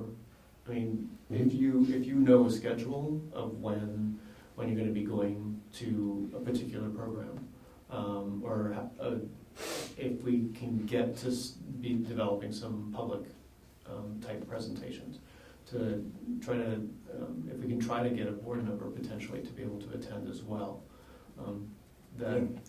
We'd certainly encourage that in looking at the calendar. We'll consider all things demographic and scheduling, and if we can get you to a school close to where you reside, absolutely. Yeah, I would focus more on programs that were within my easy reach rather than me planning to go to Southern California. But I'd extend that to all the members as well. It's a good idea.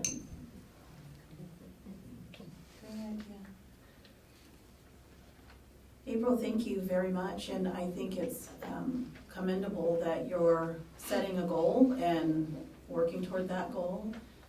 I think you've already made great progress in a little amount of time, and I think the added focus now of trying to reach licensees and larger organizations is a great idea, because we've talked about getting licensees on board with knowing who we are and what we do and getting more involved. And that's a great way to reach out to them. And then in turn, like we talked about yesterday, having that information turned over to the public by what they know. And I also think that when you're in the company of those licensees, that's a great cohort to get nominees for licensees who serve the public that you want to highlight. Yeah, I mean, they're out there. We just need to reach out and find out who's willing to nominate someone. But thank you for doing that too. Have you got any feedback on that particular section of the newsletter? I know that the licensees enjoy reading it. I haven't received any more nominations Mhm. towards it, so we're trying. I did a Facebook post about it a little while back, asking for nominations, so I'm just gonna keep trying that way, maybe send out a listserv also, and Okay. try to get them. And if any board members would like to nominate anybody, I'd be more than happy to take those also. Do we know if other boards have an outreach program? Are they utilizing anything similar to what this board is, I guess, set a bar? There's certainly outreach programs within other boards and bureaus. Some of the larger boards and bureaus, like a good example would be the Barber Cosmetology Board.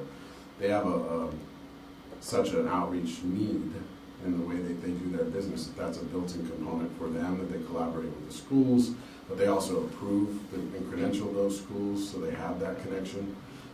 We're at a little, I wouldn't say a disadvantage, but a disadvantage in the sense of outreach, that there's nothing in the CAPTE requirements that requires the regulator to be involved in anything education-wise. So for some of our sister boards and bureaus, there's some things that are built in. And then they also collaborate with the Department of Consumer Affairs, Public Affairs Office, and create communication plans, which we are also doing as well. But some rely more heavily on that than others. This one, I think, is a little bit more focused of a campaign in trying to reach out, to every California school before the end of the strategic plan, and I have not seen that model done anywhere else.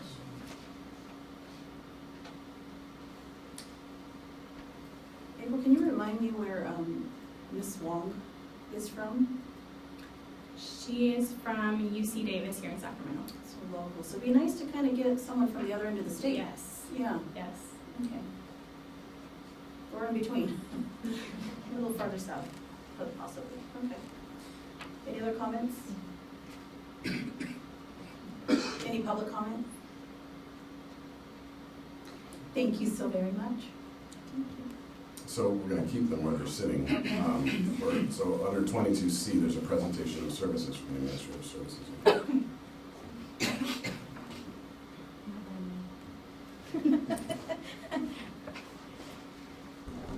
Good morning. Good morning. Liz Constancio, Manager for Administrative Services Program for Agenda Item 22C. The admin staff have prepared some information just to give you a glimpse and share their roles and responsibilities of services that they provide within the administrative unit. The administrative program is essential, a component of the PTBC, and the services provide effective and efficient administrative and technical support in the implementation of all PTBC operations. The services include, and I apologize if I don't capture everything because there's just so many things, mail services, the communication and education, outreach, personnel travel, training, budget, procurement, facility operations, records management, legislation, regulation, cashiering, and the list goes on and on. I do want to say, as the admin manager, I'm responsible for the day-to-day operations of the services being provided, and the work is hard. Some days are harder than others, but the staff make it easy, they make it fun, and I do want them to know that I've worked for the Department of Consumer Affairs for over 20 years in different boards and bureaus. And this is by far, this group of individuals and the entire board, I have to say I've never worked with such a good group of people. And like I said, it just makes work that much more rewarding to come to and to do my job, and I feel like that we're accomplishing something every day. And it just feels really good. And like I said, in 20 years, I've never worked in a place like that. So I appreciate you. And this is a really good group. They're hardworking, and they're very passionate about what they do every day, and helping us succeed on what we need to get done in any of these areas, just to make our jobs easier. So thank you. With that, I will give you Carl Nelson. Okay, I will start off. I'm Carl Nelson. I'm the Fiscal and Business Services Analyst for the Administrative Program. I provide support in budget, contracts, purchasing, facilities, and records management. In the area of budget, which you are familiar with, I serve as the board's budget liaison to the Department of Consumer Affairs, working with the DCA budget analyst to whom I provide program-specific budgetary information through budget reports such as the workload revenue report, budget change proposals, and minor and major equipment requests. I also serve the board by providing a budget expenditure report at each board meeting. Finally, I provide fiscal analysis to DCA Budget Office regarding legislation that affects the board. In the area of contracts, I research, request bids, and prepare contract language for contracts with supporting vendors. I also research, request bids, and work with DCA to purchase equipment that cannot be purchased using the CalCard. These items are generally in the areas of IT equipment, such as copiers, printers, telephones, or any other items that require more analysis than purchasing office supplies. Like Jason's crazy ideas. Yeah. Additionally, I serve as the facilities liaison to DCA. I am responsible for submitting work requests for any repairs that need to be done in the office. I also submit requests for bids when a staff member requires alterations to their cubicle due to an ergonomic evaluation. I attend meetings and provide reports to facilities as needed. And then finally, I am the Records Management Assistant Coordinator. I serve as the board liaison to DCA, overseeing the records retention schedule. The records retention schedule provides the board staff with retention times for essential documents, which the board maintains.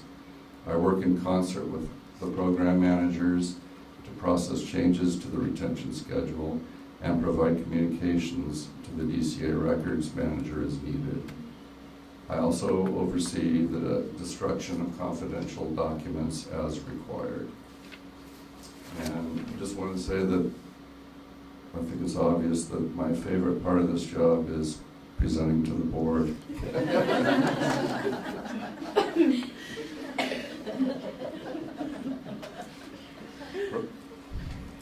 Hi, I'm Brooke Arneson, and I'm responsible for providing support in the administrative program in the areas of legislation, regulation, and legal affairs.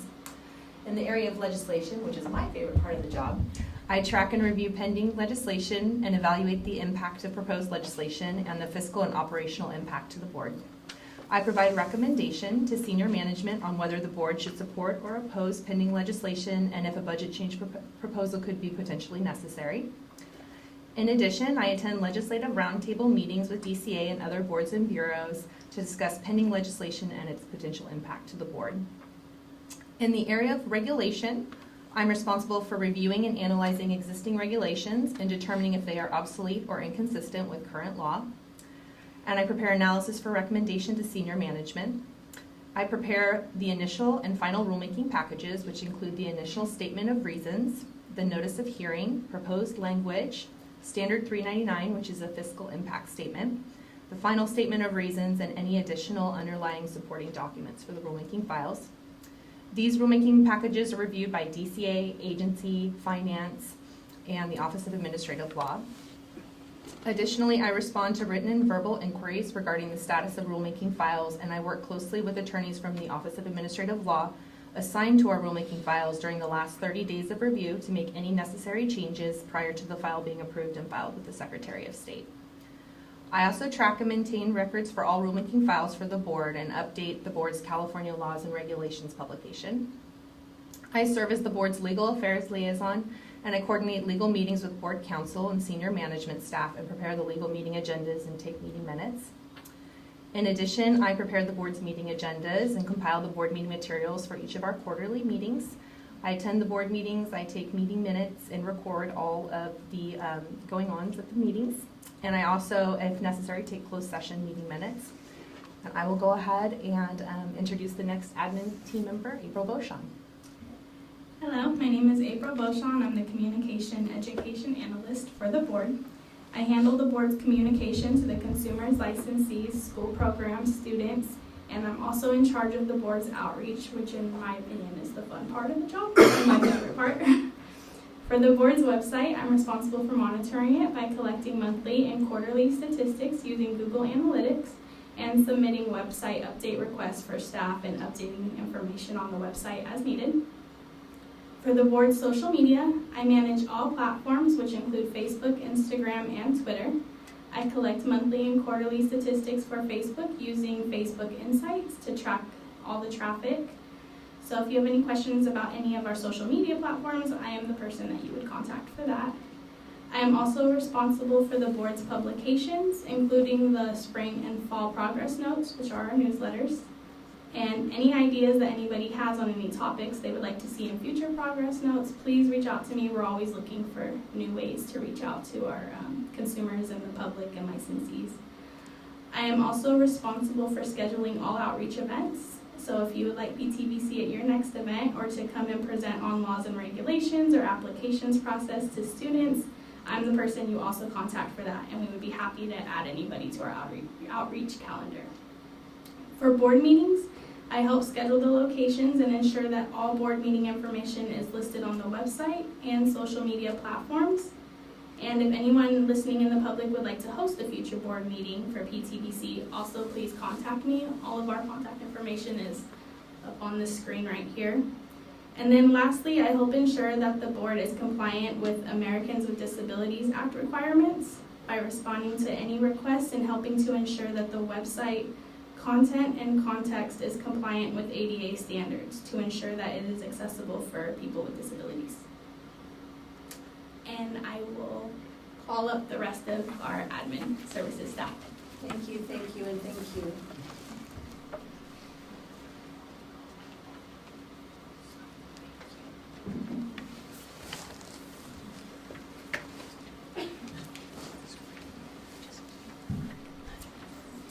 Good morning. Good morning.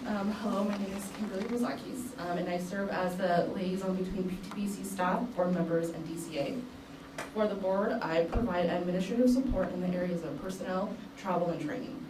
In the area of personnel, I serve as a personnel liaison to the Department of Consumer Affairs and Human Resources. In the area of recruitment, I prepare recruitment packages, assist with the interview and hiring process. I also assist with conducting official personnel file review and reference checks and complete and develop all hiring documents. Additionally, I maintain employee files and personnel filing system. In the area of health and safety, I provide guidance regarding reasonable accommodations, medical leave, and ergonomic evaluations. In the area of transactions, I am the timekeeper, assisting managers with reviewing timesheets and ensuring leave amounts are correct. I also process and provide guidance to PTBC staff regarding health benefits.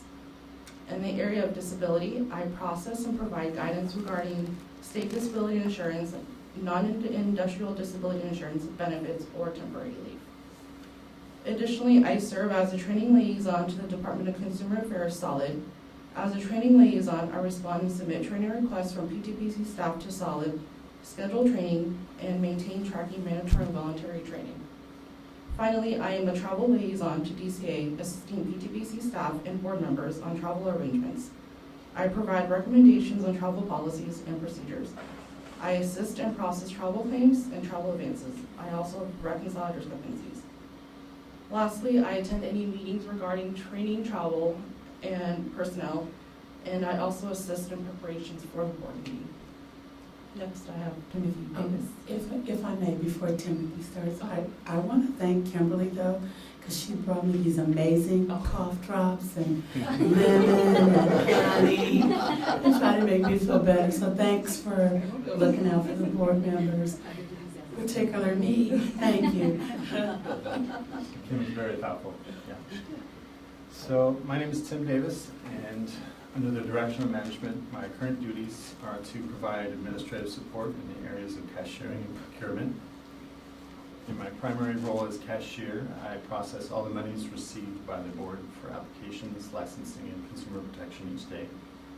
Other common cashiering functions include facilitating revenue refunds, return payment notices, dishonored checks, and fund transfer requests. In addition, I attend regular cashiering meetings and archive all related cashiering files for simple retrieval. I also keep track of the statistics to provide monthly, quarterly, and yearly reports. of all the monies received off of the Breeze system for management. I interact directly with the other analysts when they identify specific corrections or updates for a licensee's file on the cashiering side within Breeze, such as updating or correcting fees and transfers, among other functions. In the area of procurement, I research, request quotes, approve and revise proofs, and correspond with office supply vendors while purchasing with a COB card. In addition to the placement of office supply orders, I reconcile and organize monthly statement packets for DCA's COB card unit. Lastly, I'm also currently the PTBC's emergency response coordinator within our suite, so I'll be the one helping guide people out. And I think I was voted that most likely to fall on the bomb if necessary. They voted it. Anyways, that's me. So I'll introduce Julie Tao. Hi, my name is Julie Tao. I am responsible for providing clerical and administrative support to the executive officer, board members, management, and administrative staff. As a clerical support, I serve as the main receptionist for physical therapy board office, which is one of my favorite. You guys get to see me first thing when you open the door. I process all incoming and outgoing mail. I am responsible for receiving monies received in the office, such as renewal fees, application fees, and citations. I support the administrative staff with all administrative tasks in all subject areas. I am also responsible for processing travel expense claims, and for the board relations, I assist with processing the per diem and setting up the board meetings. And I'm one of the newest staff on the board, and everyone's been really welcoming and nice, and I feel like I fit in right in with the board. So I'm happy to be here. Thank you, and welcome aboard. And thank you for being that first face of the board. When we have anyone come in the front or anyone call, if you say that's your favorite part, that's very important, and I'm really glad to hear that we've got someone to kind of be the face of our board right when they make that initial contact. So thank you very much. Yeah. Thank you. Thank you all.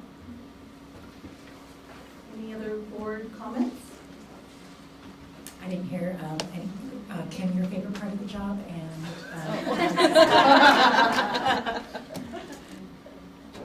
Well, my favorite, it's HR, so that's where I came from. I think you saw an example of it in just taking care of staff and taking care of members. Delivering coffee. I'll tell you my favorite part of the job has been just being able to interact. I mean, it's a pretty tightly knit, it's a pretty small board as well, so it's like, you actually do get to know everybody, including our board members, and so that's kind of a warm, fuzzy feeling too. You guys are actually Send it into the camera too. Thank you.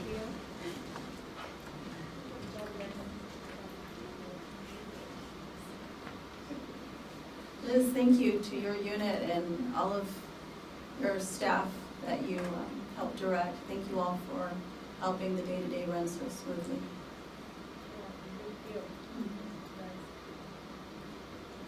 Okay. Do we have any public comment? Item 22, what we just finished. Thank you. How about agenda item number 23, application services?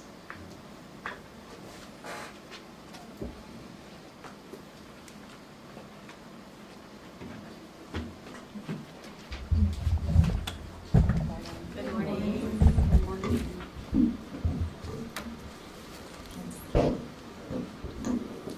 I guess I will start. Good morning. My name is Vera Trent. I'm the lead analyst for the Applications and License Maintenance Program. I provide support to the license and the application and license program. I also am the liaison for the PT and PTA program. I assist the outreach team in providing information on our application process. So with that, I would like to report that the application program is is now accepting P1E forms, our certificate of completion forms. We're now accepting them electronically. So we have our programs that can actually email me their certificates. We only accept them from a like a confirmed primary source. So it would be from the program's registrar's office or the program director directly. They'll email them to me. If the students try to email me the P1E form, they will not be accepted only from that confirmed source. We have received P1Es from 3 programs currently. The first one being UOP. They successfully submitted 35 P1Es that we have housed in our applications, for their applications. We have another program that will send us 65 P1Es, so we'll see how that goes, because that's quite a bit. And so all of this is to just help streamline the application process and keep it in line with our goal to meet our portion of the goal of the strategic plan. Congratulations, I think that's huge. So part of that is going green, but a lot of that is efficiencies. And can you share with us how this is going to possibly allow you and staff to issue a license more quickly or more efficiently? Well, assuming that we reach the new grads first with our application presentation. So assuming that they kind of followed that structure, they would submit their applications, we would receive their P1Es electronically, they would pass their exams, and then upon that, passing their exams, they would be licensed automatically. So it would just cut down on some of the extra paperwork that goes back and forth and just really streamline our processes. Fantastic. Congratulations. I think that's a great step. Great step. Good. Anything else you want to share about what you do? I don't know. I just really, you know what, I really enjoy supporting the staff. I've gotten to learn a lot just by picking up little pieces of what everybody does. So it's really made me really understand how the board functions together, which is really kind of awesome.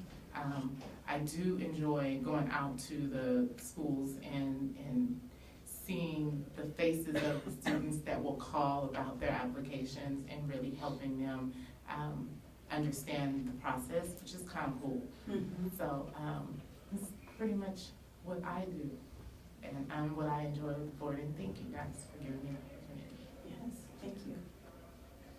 And I'm going to pass it to Valerie to go over her work.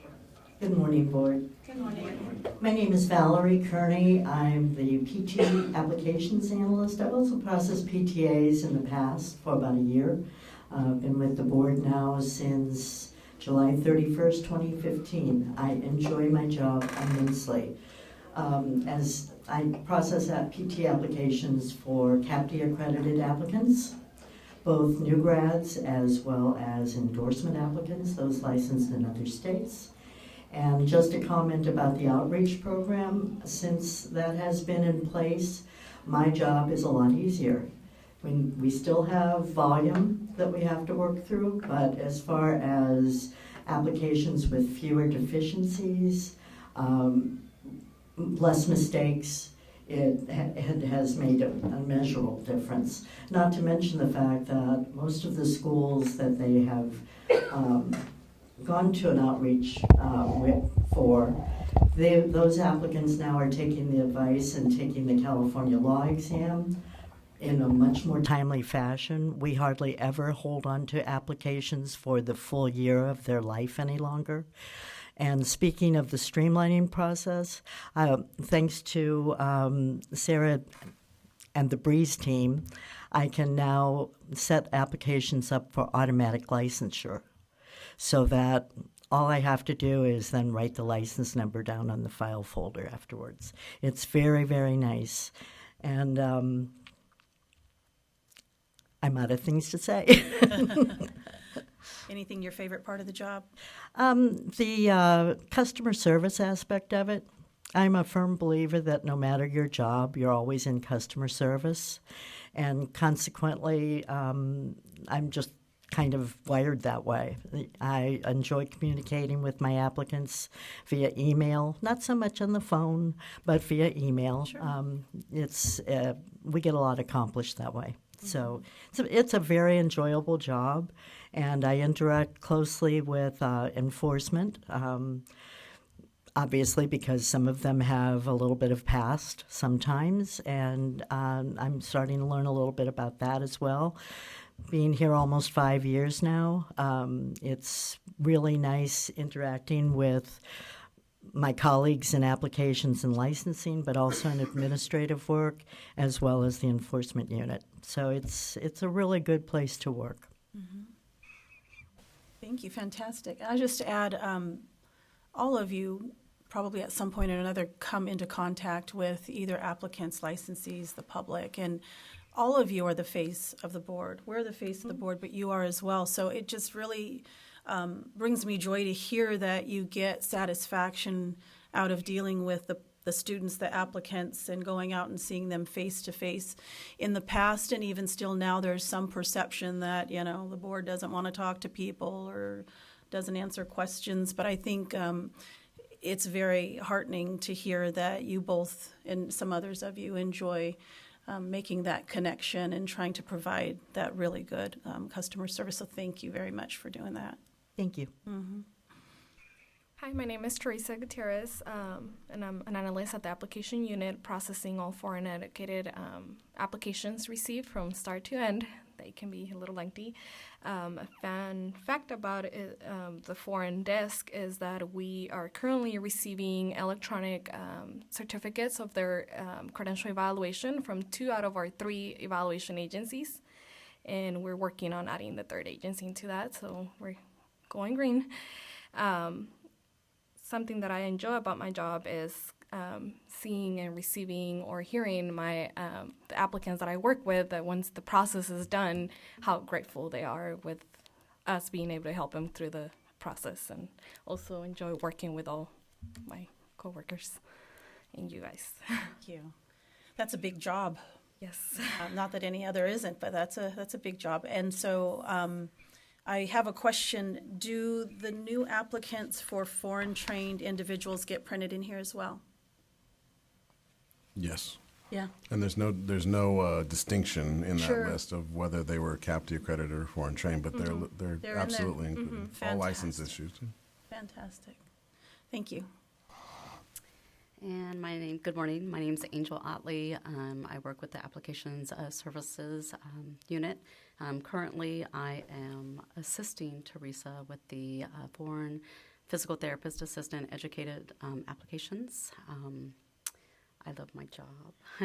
I agree with both of them. Well, you build a rapport with the applicants, and I take a lot of pride in that and just assisting, and I'm eager to be more educated and moving forward with, the foreign aspect of the applications unit.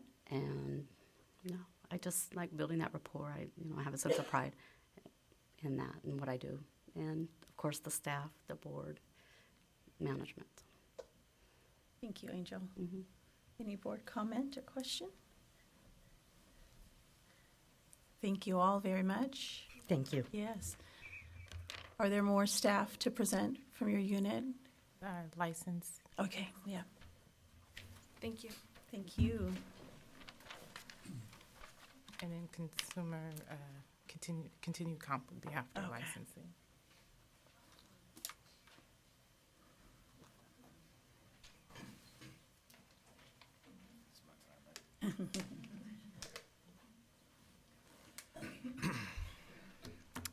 Hello, good morning. Good morning. Excuse me. My name is Justin Silva. I've been here at the board now for going on 4 years.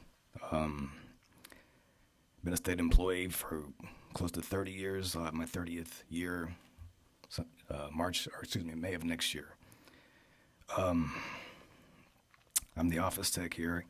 I work in licensing and maintenance.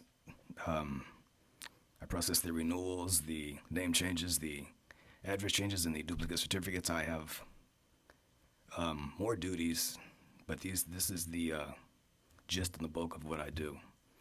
I'm assigned my own phone line also. I do return mail. And let's see,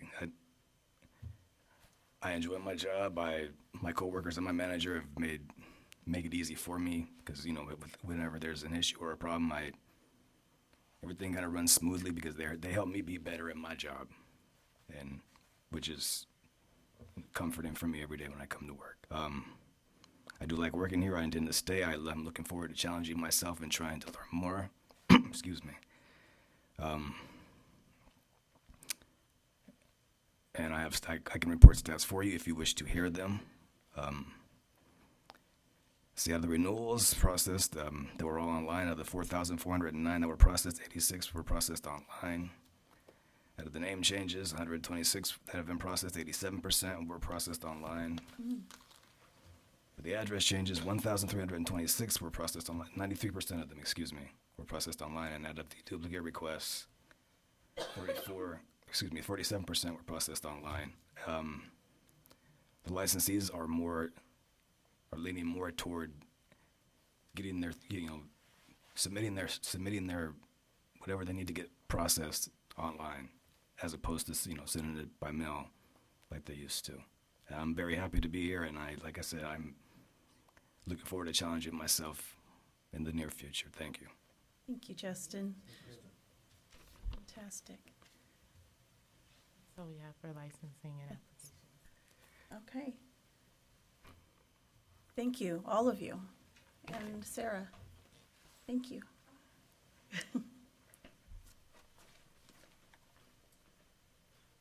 Any public comment?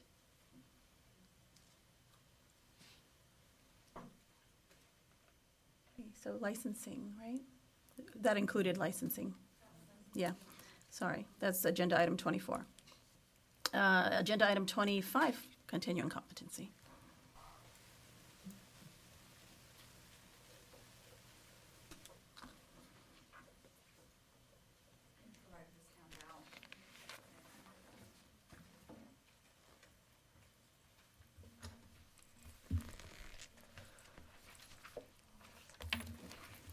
Good morning, I'm Veronica Gutierrez, and I am an analyst with the Continuing Competency Program. And I'm Yasha Kretcher. I'm analyst with the Continuing Competency Program. Veronica and I will be covering audit statistics and common occurrences during the audit process.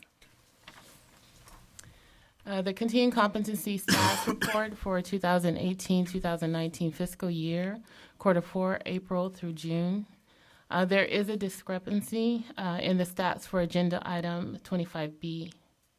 So what I will be reporting today is the actual and true numbers. Since our last board meeting, we concluded the audit for quarter 4. We audited a total of 117 physical therapists with a passing rate of 94% and 39 physical therapist assistants with a passing rate of 90%. Are there any questions about the stats? Okay, so we've also been doing data collection for quarter 1, which was July through September, on how our licensees are accumulating their continuing competency hours. In capturing this data, we have found that the majority of our licensees are obtaining their hours through the traditional pathway, which is through one of our recognized approval agencies, and not so much through the alternates pathways table. So as you can see, the handout that we just handed out, which is the authorized pathways for obtaining hours, we wanted to touch a little bit on the frequently used alternate pathways and the little issues we're encountering while we're auditing the licensees. So the first one was, it's really commonly used, is E, performing in a role as a clinical instructor where the student's clinical experience is full-time and lasts at least 4 weeks, and as of effective January 1st, 2013, the clinical instructor must be credentialed by APTA or hold a substantially similar credential. With that one, licensees, this is the one that's commonly used. However, a lot of the times there is a cap of 12 hours. And when they submit their information, they're trying to use up to the 24 hours. So we've had quite a bit of conversations about that cap, but for now, that's one of the main issues that we run into. Is that a small amount of auditees, or a lot of them doing that? A lot of them will do that. Oh, And wow. we've had feedback where they feel that the cap is too low. And we've had conversations about their concerns, and okay, we'll see in the future. Some other common items are F and G. F is attending a conference relating to the practice of physical therapy where proof of attendance is provided by the conference sponsor. And G, attending a conference offered by FSBPT, APTA, or some component thereof. And oftentimes, licensees don't realize that while attending a conference, they can obtain additional hours just for attending the conference. They can earn 4 hours per conference if the conference is offered by FSBPT, APTA, or some component thereof, and 2 hours if the conference is related to physical therapy. Courses taken while at these conferences are oftentimes approved by a PTBC recognized approval agency or a recognized agency, and therefore the licensees are able to obtain additional CC credit for those courses if they can provide proof. However, if they are not approved by a recognized agency, then they will only receive credit for attending the conference related to a PT, as stated earlier. That's huge. That was a misunderstanding that I had. Do you want to talk about that, Mr. Kaiser? Yeah, I think some of the things on alternate pathway, it's important to talk about kind of the intent of, why the task force at the time created the alternate pathway, and how many hours for what type of pathway. And some of the common feedback or misunderstanding I think about that I received back is that licensees may not be aware that for attending a course that pertains to physical therapy, as an incentive, this board would like them to engage in those meetings, that we will give them 2 hours just for attending that conference. Yes, at that conference, they might also be attending certain classes, and each individual class would also have a CC unit attached to it. But just to encourage them to attend that conference, we're giving them this 2 hour for a cap of 8 hours in a renewal period. And then even beyond that, if it's an FSBPT committee meeting or an APTA or a component thereof, including CPTA, that would increase up to 4. And that's really the incentive, just to get the licensee to engage in that process and involve themselves in that part of the profession. The confusion comes if they take those courses while they're at the conference. They see this as a limitation in the number of hours they can get while they're at that conference. And that's not what it was intended for. What it was intended for was to be an incentive just to go to the conference and then also take credit for the classes that they attended while they were there. So can I give my example? You absolutely may. Went to a conference and they offer, let's say, 16 hours. And I'm looking at this, I'm like, oh, I get 8 hours for that. He's like, no, you get 16 and the 8. Yeah. Or the 4, excuse me, the 4. Yeah. But so that was a pleasant surprise. That's great. Yeah. Thank you for sharing that. Oftentimes, licensees can complete their electives just by attending a conference if it's by an approved agency. And then just another shameless plug, you'll see that's also on this alternate pathway is just attending a board meeting, that we are also using it as an incentive to create that engagement between the licensing population and this board, participating in this process and the promulgation of regulation and those kind of things, involving themselves, an hours per and then a cap for it as well.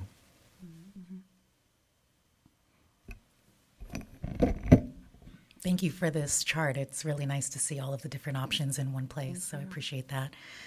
Letter K has prompted me to wonder when the next expert consultant training will be held, if that's scheduled. The next training that we're actually doing is not an expert consultant training, but it's a training component involving the Attorney General's office and the Division of Investigations. Once we do that training, that because DFI works with those expert consultants so closely, we project on having the expert consultant training in the latter part of 2020 or the early part of 2021. Great, thank you. Quick question on attending a board meeting. 2 hours per meeting, is that per day? Per meeting. So 2 hours for even for a 2-day, not to say that they have to be here for the full 2 days. If they came for a single day, they would still receive the 2 hours. If they came back on the second day, it would still just be the 2 hours. 2 hours, okay. I know that there are a limited number of audits that get done, so the information that we have is going to be limited as well. Do you know if there have been, if licensees have utilized any of the other pathways, any of the other ways? For example, publishing a peer-reviewed article. Are you aware, has anybody utilized that? In fact, I just had a licensee who did utilize that. It's just that those are not common. Exactly. But when we do get them, we're actually happy to see them. Right. Exposes us to it's great to see, because we are actually just going over the things that we see common. But there are other ones that are just, they're used once in a while. Are there any that you don't see? I'm wondering about if this board should be approaching or addressing this list in the future, if we should be considering that. Are there any that you haven't seen utilized? Let's see. That you recall? I understand. EBD under the serving gun. on a board-appointed task force. I think just by the nature of business that we've conducted after the creation of the continuing competency regulations, the intent was always that any serving on any board-appointed task force from this point on would be an appropriate way to attain continuing competency credit. We just haven't had a board-appointed task force since the implementation of the continuing competency regulations. So I would recommend leaving that there, in preparation for the future. Another one that you don't see very commonly is successfully completing or passing the board's California law examination. And another point of confusion I think that might happen in audits is that newly licensed folks who have received an audit notification have actually taken the California law examination recently, but they've done it as part of the application process. And it was done prior to licensure. And any credit that you can receive through the audit has to have been done during the renewal period, right? So any classes that they took prior to licensure, including taking the examination prior to licensure, wouldn't be applicable. However, after that initial evaluation or that initial renewal, if somehow, some way they did, go to FSBPT and take the California law examination as part of a self-assessment or what have you, we would give them those hours credit for it. The most common model that we've seen of that is a physical therapy assistant who is now, after years of being an assistant, moving on and applying as a physical therapist.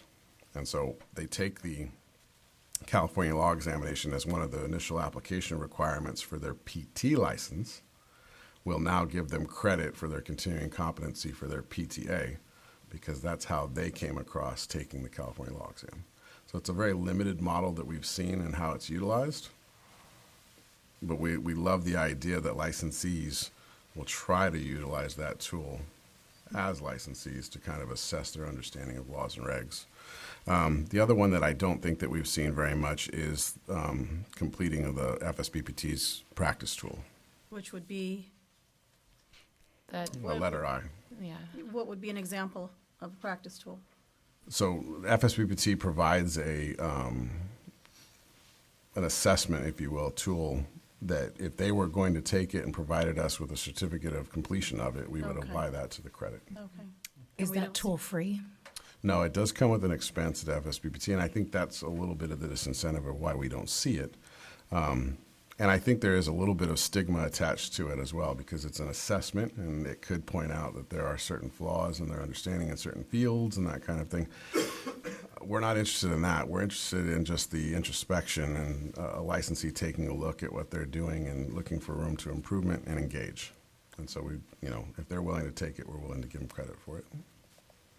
On the topic of FSBPT, to Daniel's comment about letter D, serving on a board-appointed task force, do we offer any credits if they serve on a FSBPT committee or task force?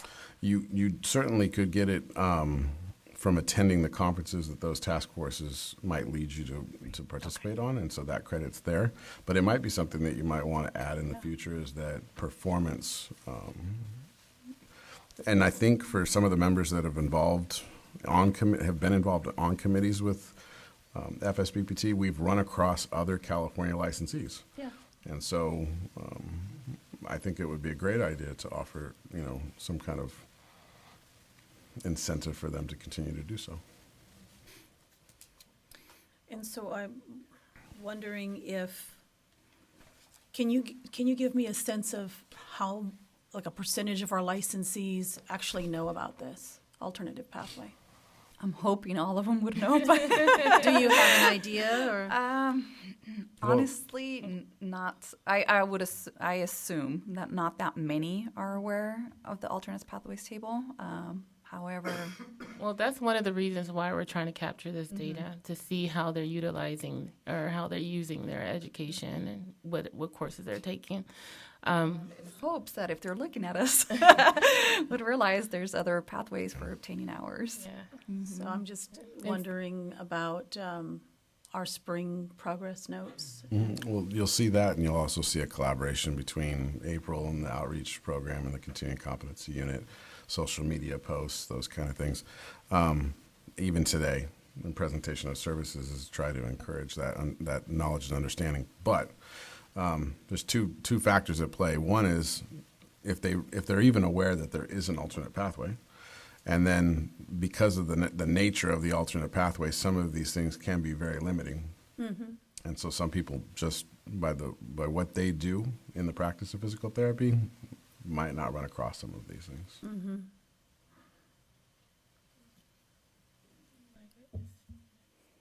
Alrighty. So we were going to touch on the California law exam. That was that was the last one from the chart. No worries. It's okay. But Yasha would like to touch on our basic life support course requirement for continuing comp. Yeah. Another item we want to address that's not on the authorized pathways is the basic life support for healthcare provider course. This one comes up every audit. Regulation 1399.93B in part states the course that the course must be comparable to or more advanced than the American Heart Association's Basic Life Support for Healthcare Provider course. And oftentimes, licensees will take a course, they'll say that it's approved by the American Heart Association. However, we find that it's not a healthcare provider course at all. So the healthcare provider course is held at a higher level of training, and it's what the regulation is requiring. So this is something we really want our licensees to pay close attention to when they're picking a course.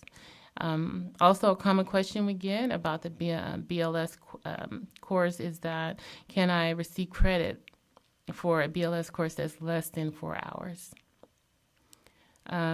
We understand that when reviewing basic life support, when renewing your basic life support certificate, the course offered can be less than 4 hours, or it can take less than 4 hours to complete it. And this has a lot to do with the size of the class being offered or the course instruction rate. But what's important is that the licensee completes the correct healthcare provider course and that they're able to provide proof of completion to satisfy that requirement. Fantastic. Mm-hmm. At this time, we want to open any questions you all may have about the alternate pathways or the stacks, sorry. It may be in your queue. You may have one more thing to discuss. Okay. But one of the other requirements is 2 hours in the field of ethics or law. Mm-hmm. Yes. Right. Are you planning, am I providing the segue or am I jumping ahead of you? No, go ahead and ask your question. So just that information isn't here, or I'm not seeing here on the paper that you gave us. We were mainly touching on the chart. However, it is a requirement that the licensees are required to take as part of the total required hours for renewal purposes. Licensees need to make sure that it's either ethics or laws and regulations or a combination thereof from one of our approved recognized agencies. However, there's certain times where we make exceptions and we'll review the course and see if it's something that is acceptable or not. So, Thank you for doing that. Yes. Just to...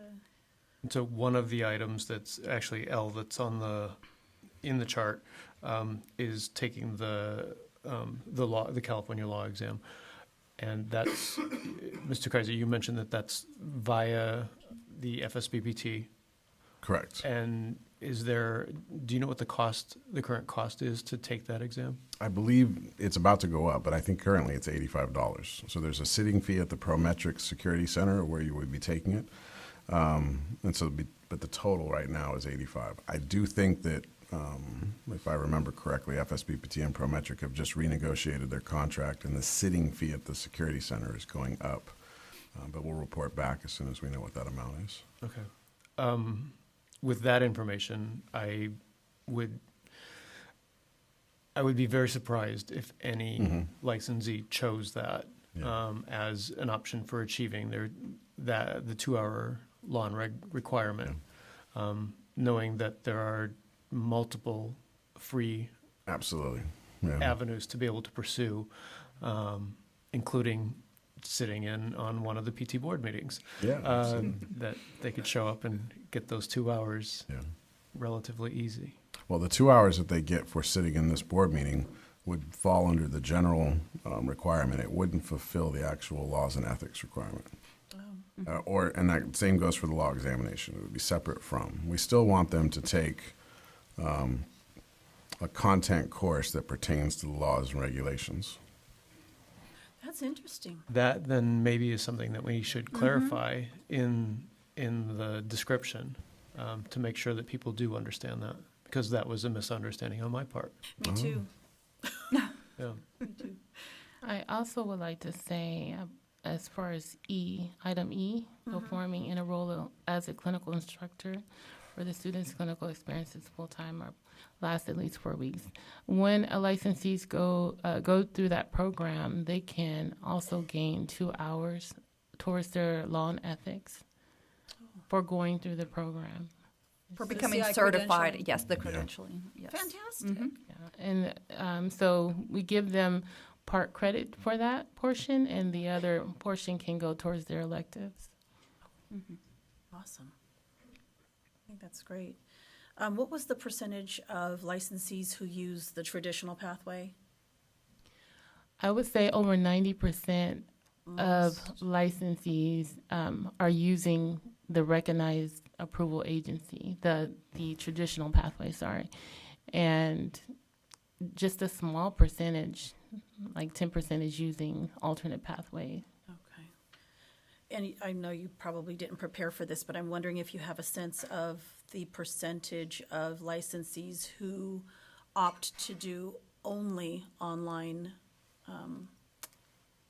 continuing education credits. It's a very high majority of them will do it online. But however, the BLS will require them to physically do a hands-on component. So, well, that's just good to know. That's good information to kind of get your feeling. Yeah, anecdotally speaking, we know that the majority, at least the overwhelming majority of the volume of content is being provided online. Sometimes it's hard to distinguish from a certificate of completion, though, whether that course was an online course or an in-person course. But to the extent that we can see it, it does look like the majority of it is online. There's such a continuum of courses available, and not just in delivery or online versus in person, but cost, and then some being free, some being very expensive, and so we see a wide gambit of content as it comes to the audit process. Some folks are very adamant about taking courses that are relevant to the current practice that they're in, and they want to do it in person, or they were going to do it anyway, and so they're just going to use it and apply it to this process.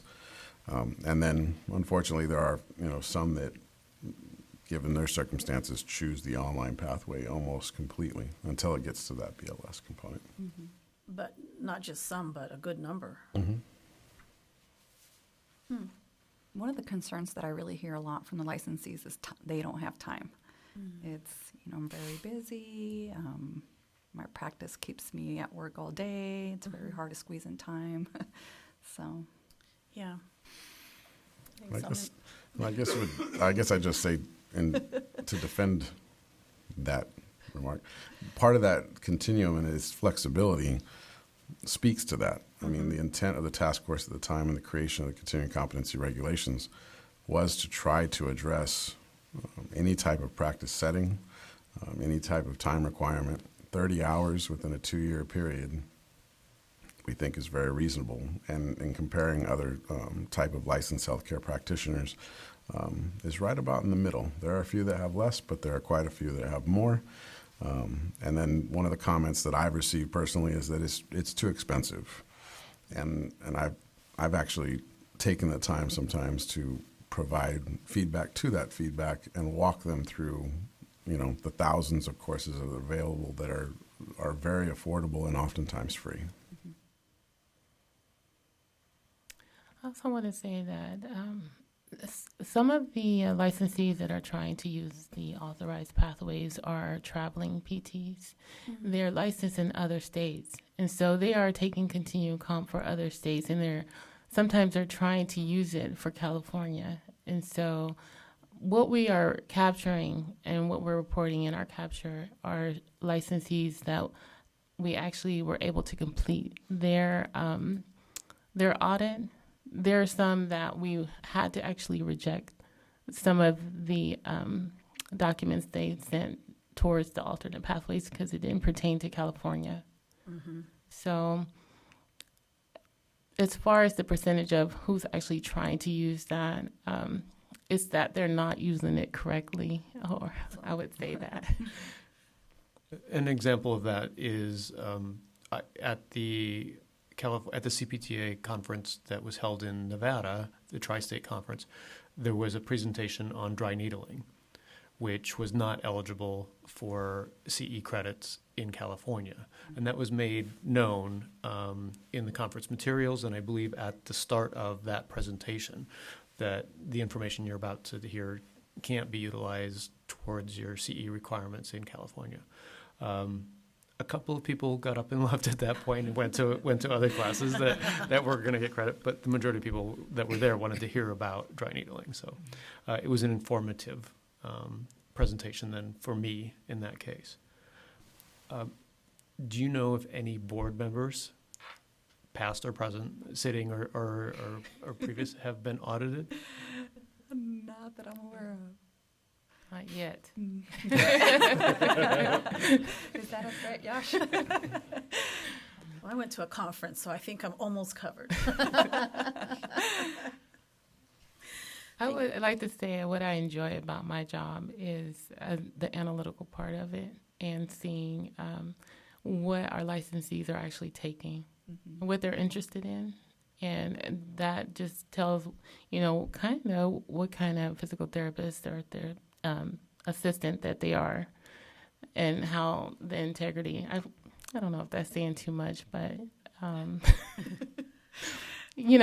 take the very minimum, and then some go above and beyond. So it's just interesting to see that. I totally agree with Yasha. When auditing, you totally see where licensees, which ones are, in my own opinion, seems like they took it very seriously, and all of their 30 hours will be in, just way higher level of training that they could possibly receive. And then you see where it's the bare minimal, the last day of their renewal period, and all 30 hours completed in one day. So, check. Yeah. Yeah. So, any public comment? Thank you. No problem. Thank you, guys. Have a good one. Good discussion. Okay. Agenda item 26, Consumer Protection Services.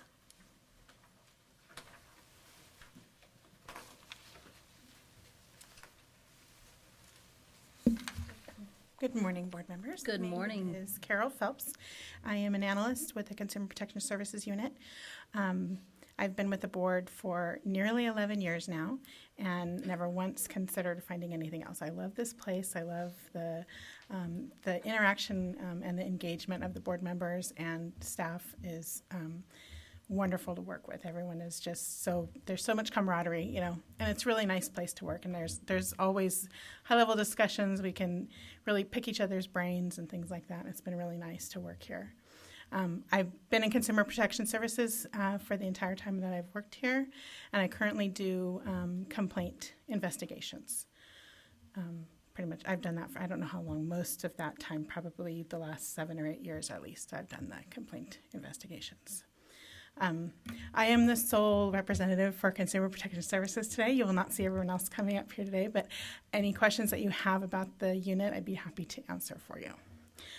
First, I'm going to go over our the briefing paper, the agenda item 26A, the statistics report. So if you want to follow along on the agenda, it's in agenda book page 71 and 72 is the chart that I'll be kind of talking a little bit about some of the things on there. So we're reporting just on Q1 for this fiscal year, so that's July, August, and September of this year. We've had an increase in the total number of complaints received, and most of them, if not all, were conviction and arrest reports. The complaint cases kind of stayed about the same. Overall, investigation aging days have increased. This is mainly just a result of when a case closes. You know, from the start of a case to the beginning of a case varies so widely, depending on what investigation needs to be done, how long it takes to get responses from different parties, and just the complexity of each case. So that's going to always fluctuate from quarter to quarter. Let's see. I wanted to point out in the, which page, PM3, on the citations, the average days to close citations. So the second to last little block of charts on the first page. Last year, to date, there was 212 days to close for a citation, and this quarter it was 410 days. And again, that's just kind of fluctuations based on case by case, but citations often take the same amount of investigative effort as a disciplinary action. You still have to gather the evidence, interview parties, and so forth. So it sometimes can be quite lengthy, even if it's just a citation. For PM4 discipline, I wanted to point out that the percent in the briefing paper is incorrect, whereas on the chart it's correct. It says that there was a 57% decrease in the number of cases, and that's incorrect. There was a 5% increase in the number of cases transmitted to the AG's office for discipline in this quarter versus the same quarter last year. There was also a 50% increase in the number of cases closed after transmission, and that just means that this quarter last year we 10 cases were finalized, and so this quarter this year, 15 cases were finalized. And if you're interested in knowing how they were finalized, 3 licensees were placed on probation. 1 application was granted through the Statement of Issues process. 4 cases were closed with the stipulated disciplinary surrender of license. 2 cases were closed with license revocation. 1 case citation was issued and paid. I believe the accusation was withdrawn in that case. And the 4 cases were closed consolidated with a primary. So oftentimes you'll have 2 or 3 complaints that go as one, and they're each individual cases that we have to count and process. So 4 of those 15 cases that were closed were companions to other cases. I wanted to go over, on the second page of the briefing paper, I talk about 2 sample cases. For the PM4, hold on just a moment.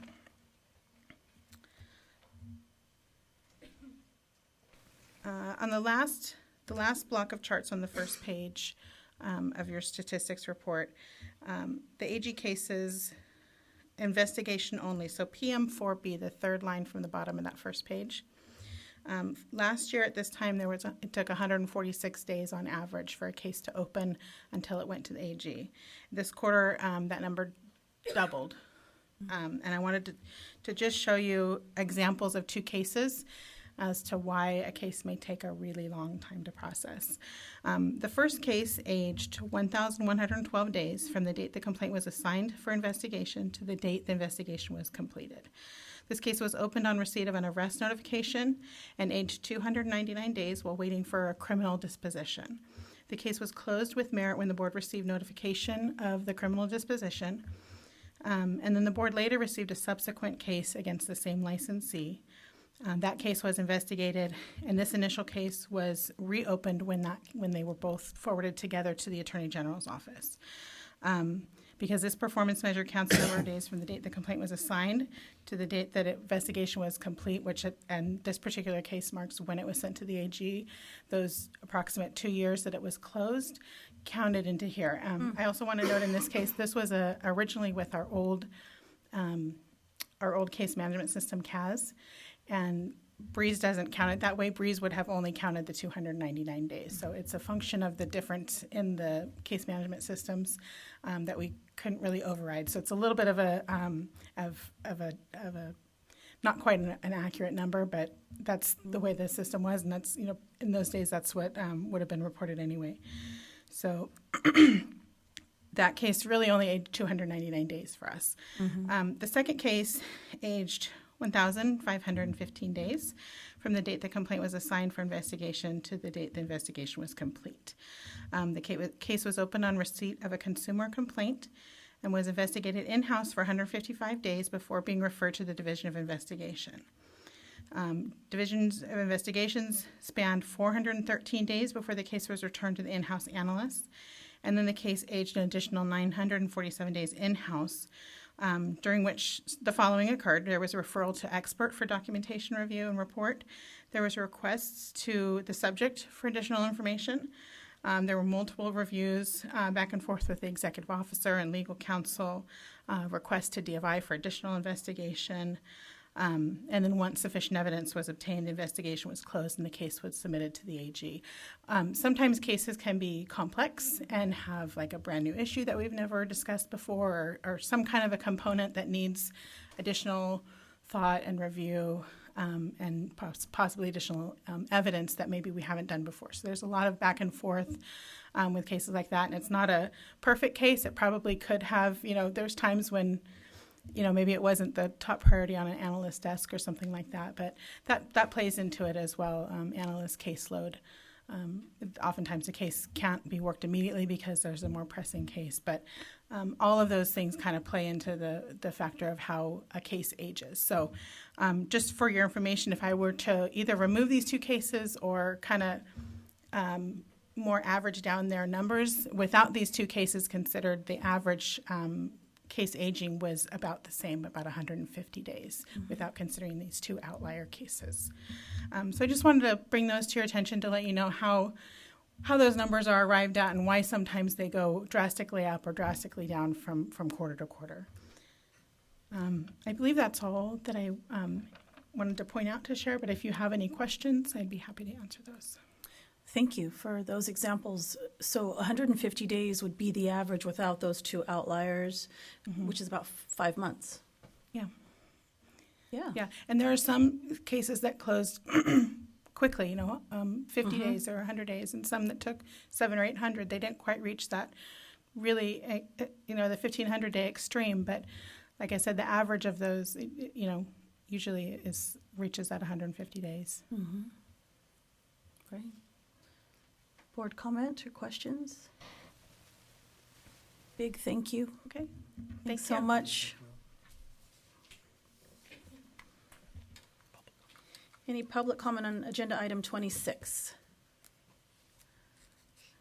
And agenda item 27, probation monitoring services.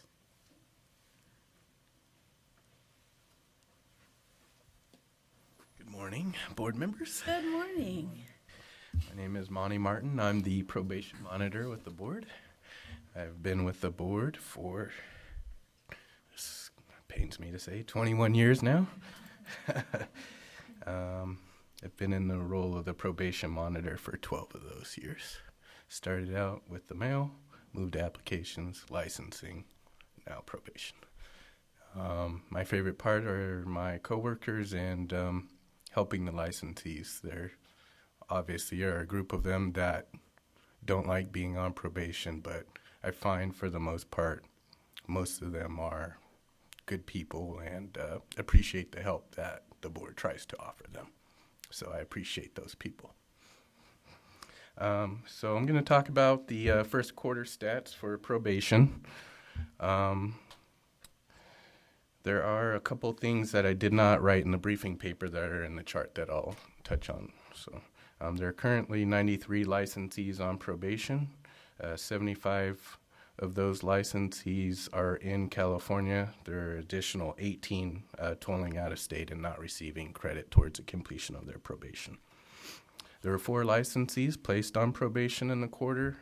No licensees completed the probation in the quarter, and there were no surrenders. Of the 75 licensees that are not tolling, 18 are currently enrolled in the board's drug and alcohol monitoring program, consisting of about 24%. So for the facts that I didn't touch on in the briefing paper, one that I left out was one person was non-compliant with the probation during the quarter, and they are in the process of having their probation revoked. And then I want to address a question I heard yesterday during the Maximus presentation. I believe somebody asked if they knew how many people surrendered their license due to the cost of being in the Maximus program. I can only think of one person that happened to in the last year.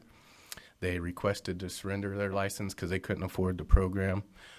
We actually did not accept that surrender and ended up accepting a stipulated surrender from that person for a different reason, a different violation that occurred while they were on probation. So, Thank you. that's basically all the stats I have. Did you guys have questions or concerns about anything? Oh, I did want to mention too the new contract. I know they said yesterday for the department and the recovery monitoring program has been awarded, and that will go into effect January 1st. Maximus won that contract bid, so they will continue being our vendor for the next 5 years at least. Fantastic. How do you feel about possibly getting some help in the future? I would enjoy that immensely. How do you foresee in your crystal ball your duties changing or dividing and conquering? Changing, if I got help, I would think that would free me up to do some of the other things that kind of get put on the back burner that I can't get to as often as I would like. Traveling, too, there'd be more time to travel, see more people in person. I have picked that up recently more, but I could always do more of that. So that would free me up to do that as well. Mm-hmm. Thank you. For the folks that are tolling right now, do you reach out to them periodically, or is it sort of up to them to let you know that they're back in the state and they're working? Yeah, so I have 2 categories of tolling that I look at. There's the out-of-state folks. For them, I don't really contact them too much until they come back to the state. It's up to them to kind of let me know. The other group is the people in California that aren't working and aren't getting credit towards the completion of probation. Some of those people have told me I have no interest in coming back. I'm leaving the field. Those people I'll check in maybe once or twice a year just to see, do you want to surrender the license? Has there been any updates? And then the other ones that are just out of work and still looking, I still remain in close contact with those people because I feel like their situation could change any day, so I want to stay on top of that. Okay, great, thank you. Just to tail off of that, do you have a sense as to how long people are tolling? When they leave the state or if they're in the state? Either. Are there, I mean... It's rare that they come back from another state unless something happened there and they have to come back. I had somebody who had moved to Florida to take care of an ailing parent. That obligation ended, so they came back. Okay. The folks that are out of work, it can be It depends. I have people that seem to get a new job every week, don't have a problem, always moving around. And then I have some people who, from day one, have never been able to secure a job for whatever reason. Patient notification form is one I hear a lot, just because administrators, hospitals, they don't want to take that extra liability and deal with that. So there are some terms that people complain about more, that they say keep them out of work. So those people may be out longer than others. Thank you for everything that you do on our behalf. No problem. Truly appreciate it. Ed, thank you as well, Monty. You do great work.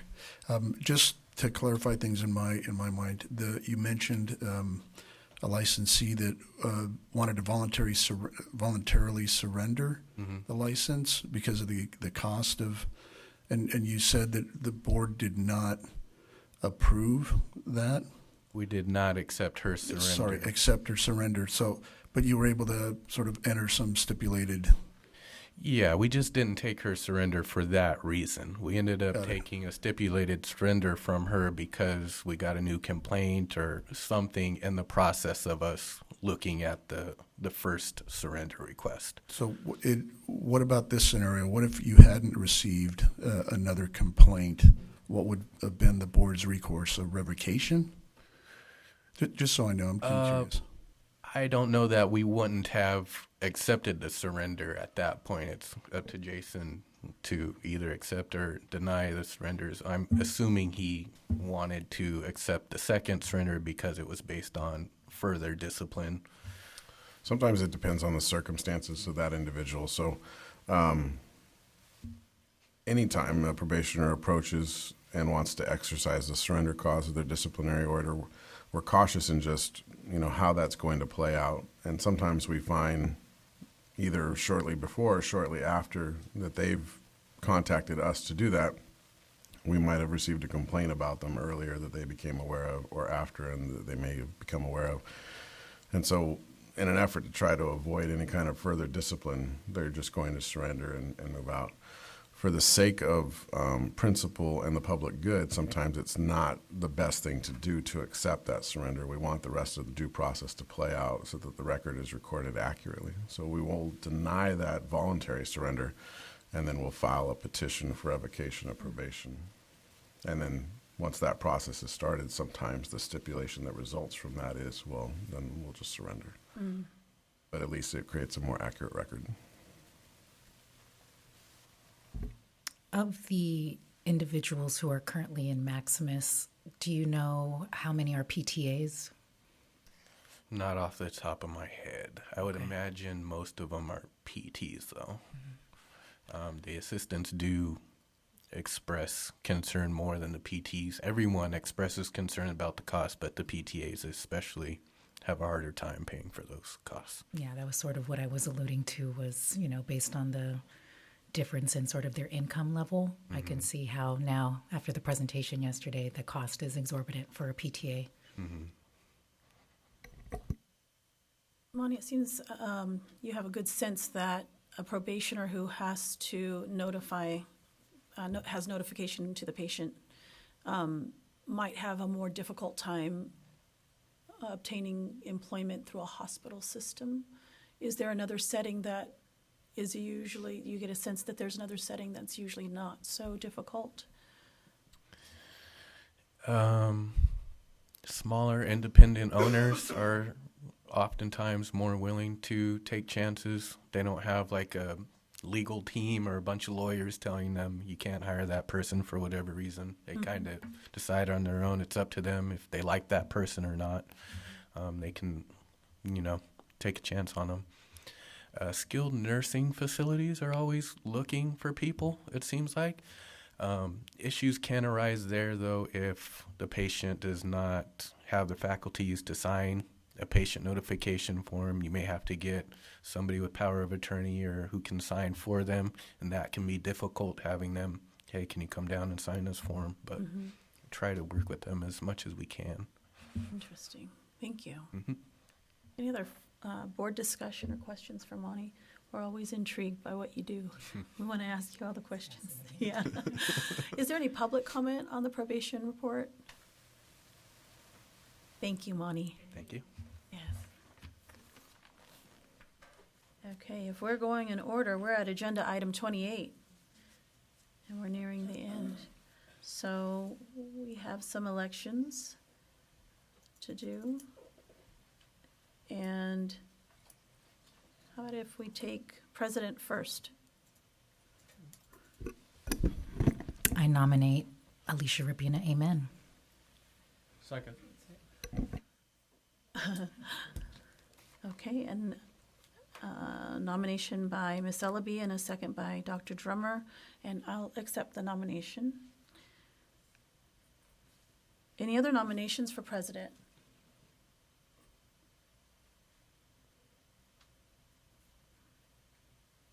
And so will we do a vote? Okay. Alicia Rabena, amen. Aye. Jesus Dominguez. Aye. Daniel Drummer. Aye. Katarina Ellaby. Aye. Tanya McMillian. Aye. 5-0, motion carried. Okay. Thank you. And how about nominations for vice president? I nominate Katarina Ellaby. Second. I gracefully accept the nomination. We have a motion by Ms. McMillian and a second by Dr. Drummer for Ms. Ellaby. Is there another nomination for vice president? No. It's going so well. Roll call vote, please. Alicia Rabena, amen. Aye. Jesus Dominguez. Aye. Daniel Drummer. Aye. Katarina Ellaby. Aye. Tanya McMillian. Aye. 5-0, motion carried. Thank you.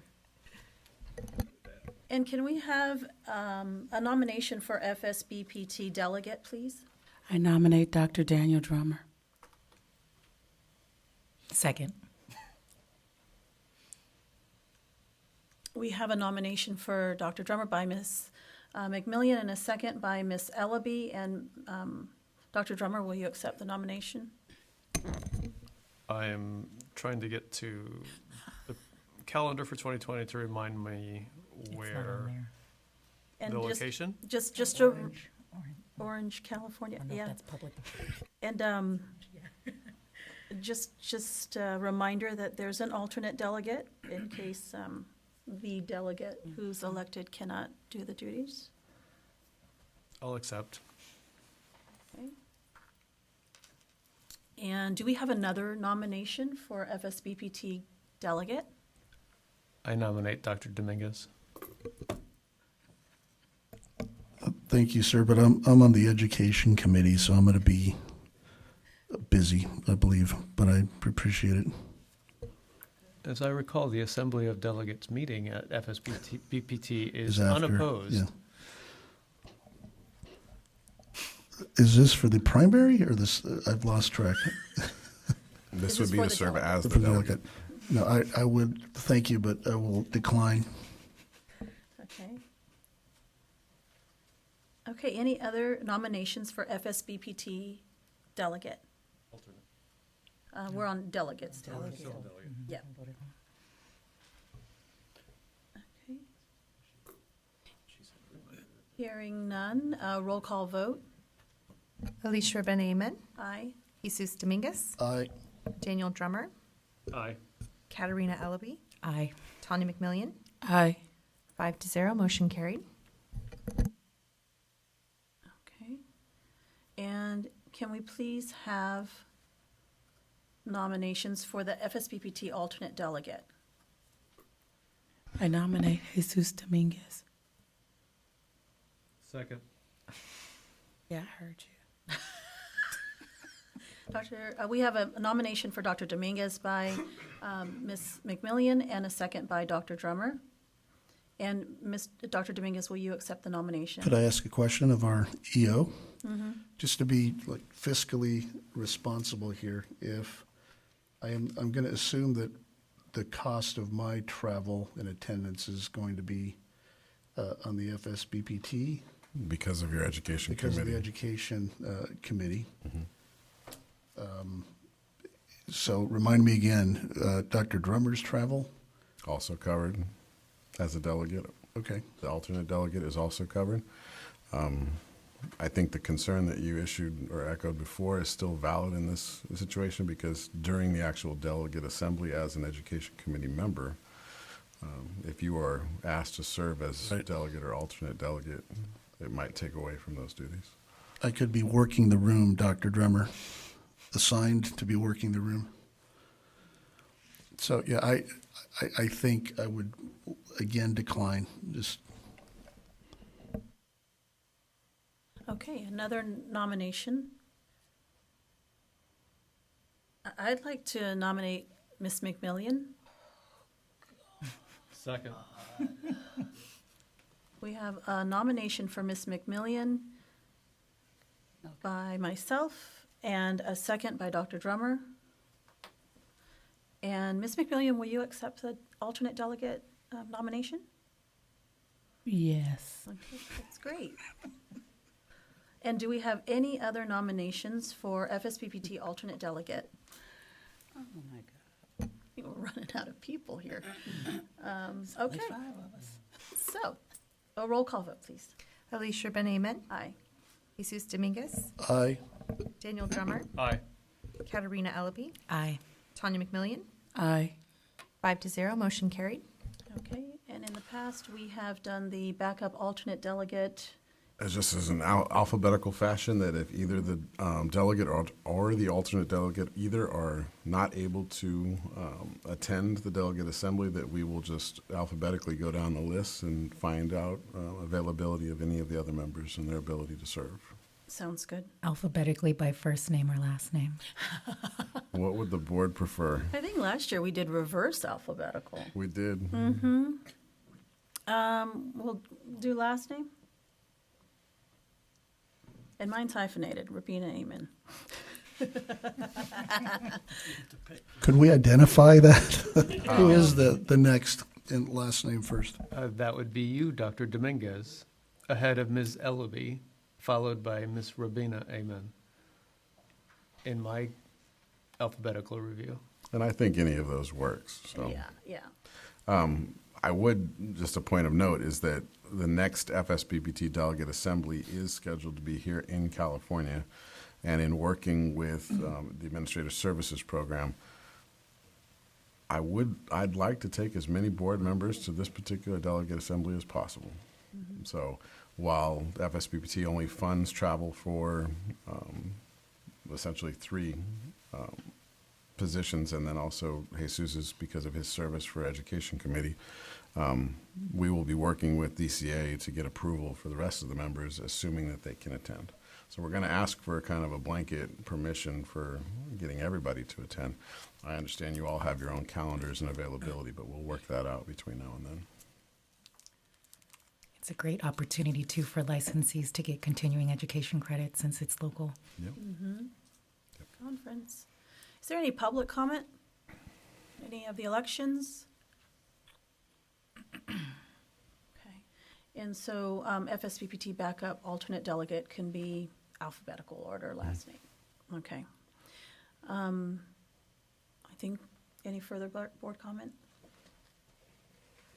Brooke, you okay? All right.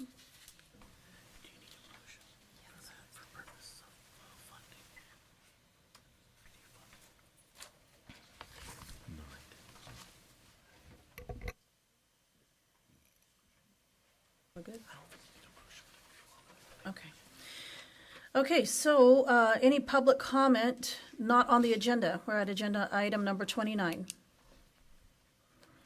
Any public item, comment from you, sir, in the back of the room? Okay. And agenda item number 30, agenda items for future meetings. I believe this came up yesterday, but I'd like to revisit the idea of the board absorbing some of the costs for Maximus, as registered nurses and other professions have done. Would you like to see that? So what we had kind of touched on yesterday is including some of that information of those payment models for all of those sister boards in the probation monitoring report under Maximus, or would you like to have it as its kind of own agenda item presented? I'd like it as its own agenda item so we can take action if required. Okay.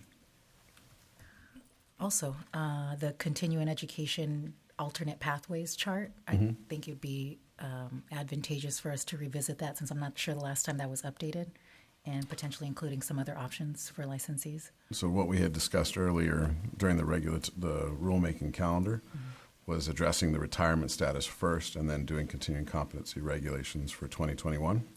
And to change that chart, it would be a rulemaking change. Okay, parking lot then. Yeah. Oh, yeah. And again, that's part of the reason for doing the presentation of services, to kind of get ideas and feel out what we would be changing in 2021. Thank you. There's great value in all of those presentations for all of us, not just board members, public licensees. It was a really good idea to do that. Any other ideas for future agenda items at the next meeting? We did not put on this agenda the EO exempt level, but I'm wondering if we might want to consider doing that for the next one. Hopefully, maybe we'll have some news. Okay. And I'm afraid if we don't agendize it, we won't be able to say anything, so Okay. Let's stick that back on the agenda. Anything else, and any public comment for future items? And I'm sure the staff is way ahead of me on this one, but just making sure we keep the agenda item for student questions since we're going to be at another university. for Oh, the next absolutely. meeting. I'm sorry, remind me where we're going? St. Augustine. That's right. In San Marcos. Okay. Thank you. All right. And I think we're good here, so without hearing anything else, Dan? I just want to, at this point, publicly thank all of staff and invite them to enjoy lunch. Yes. Aloha. Yes. Thank you. Okay, so I'm going to adjourn the meeting, and the time is 12:16.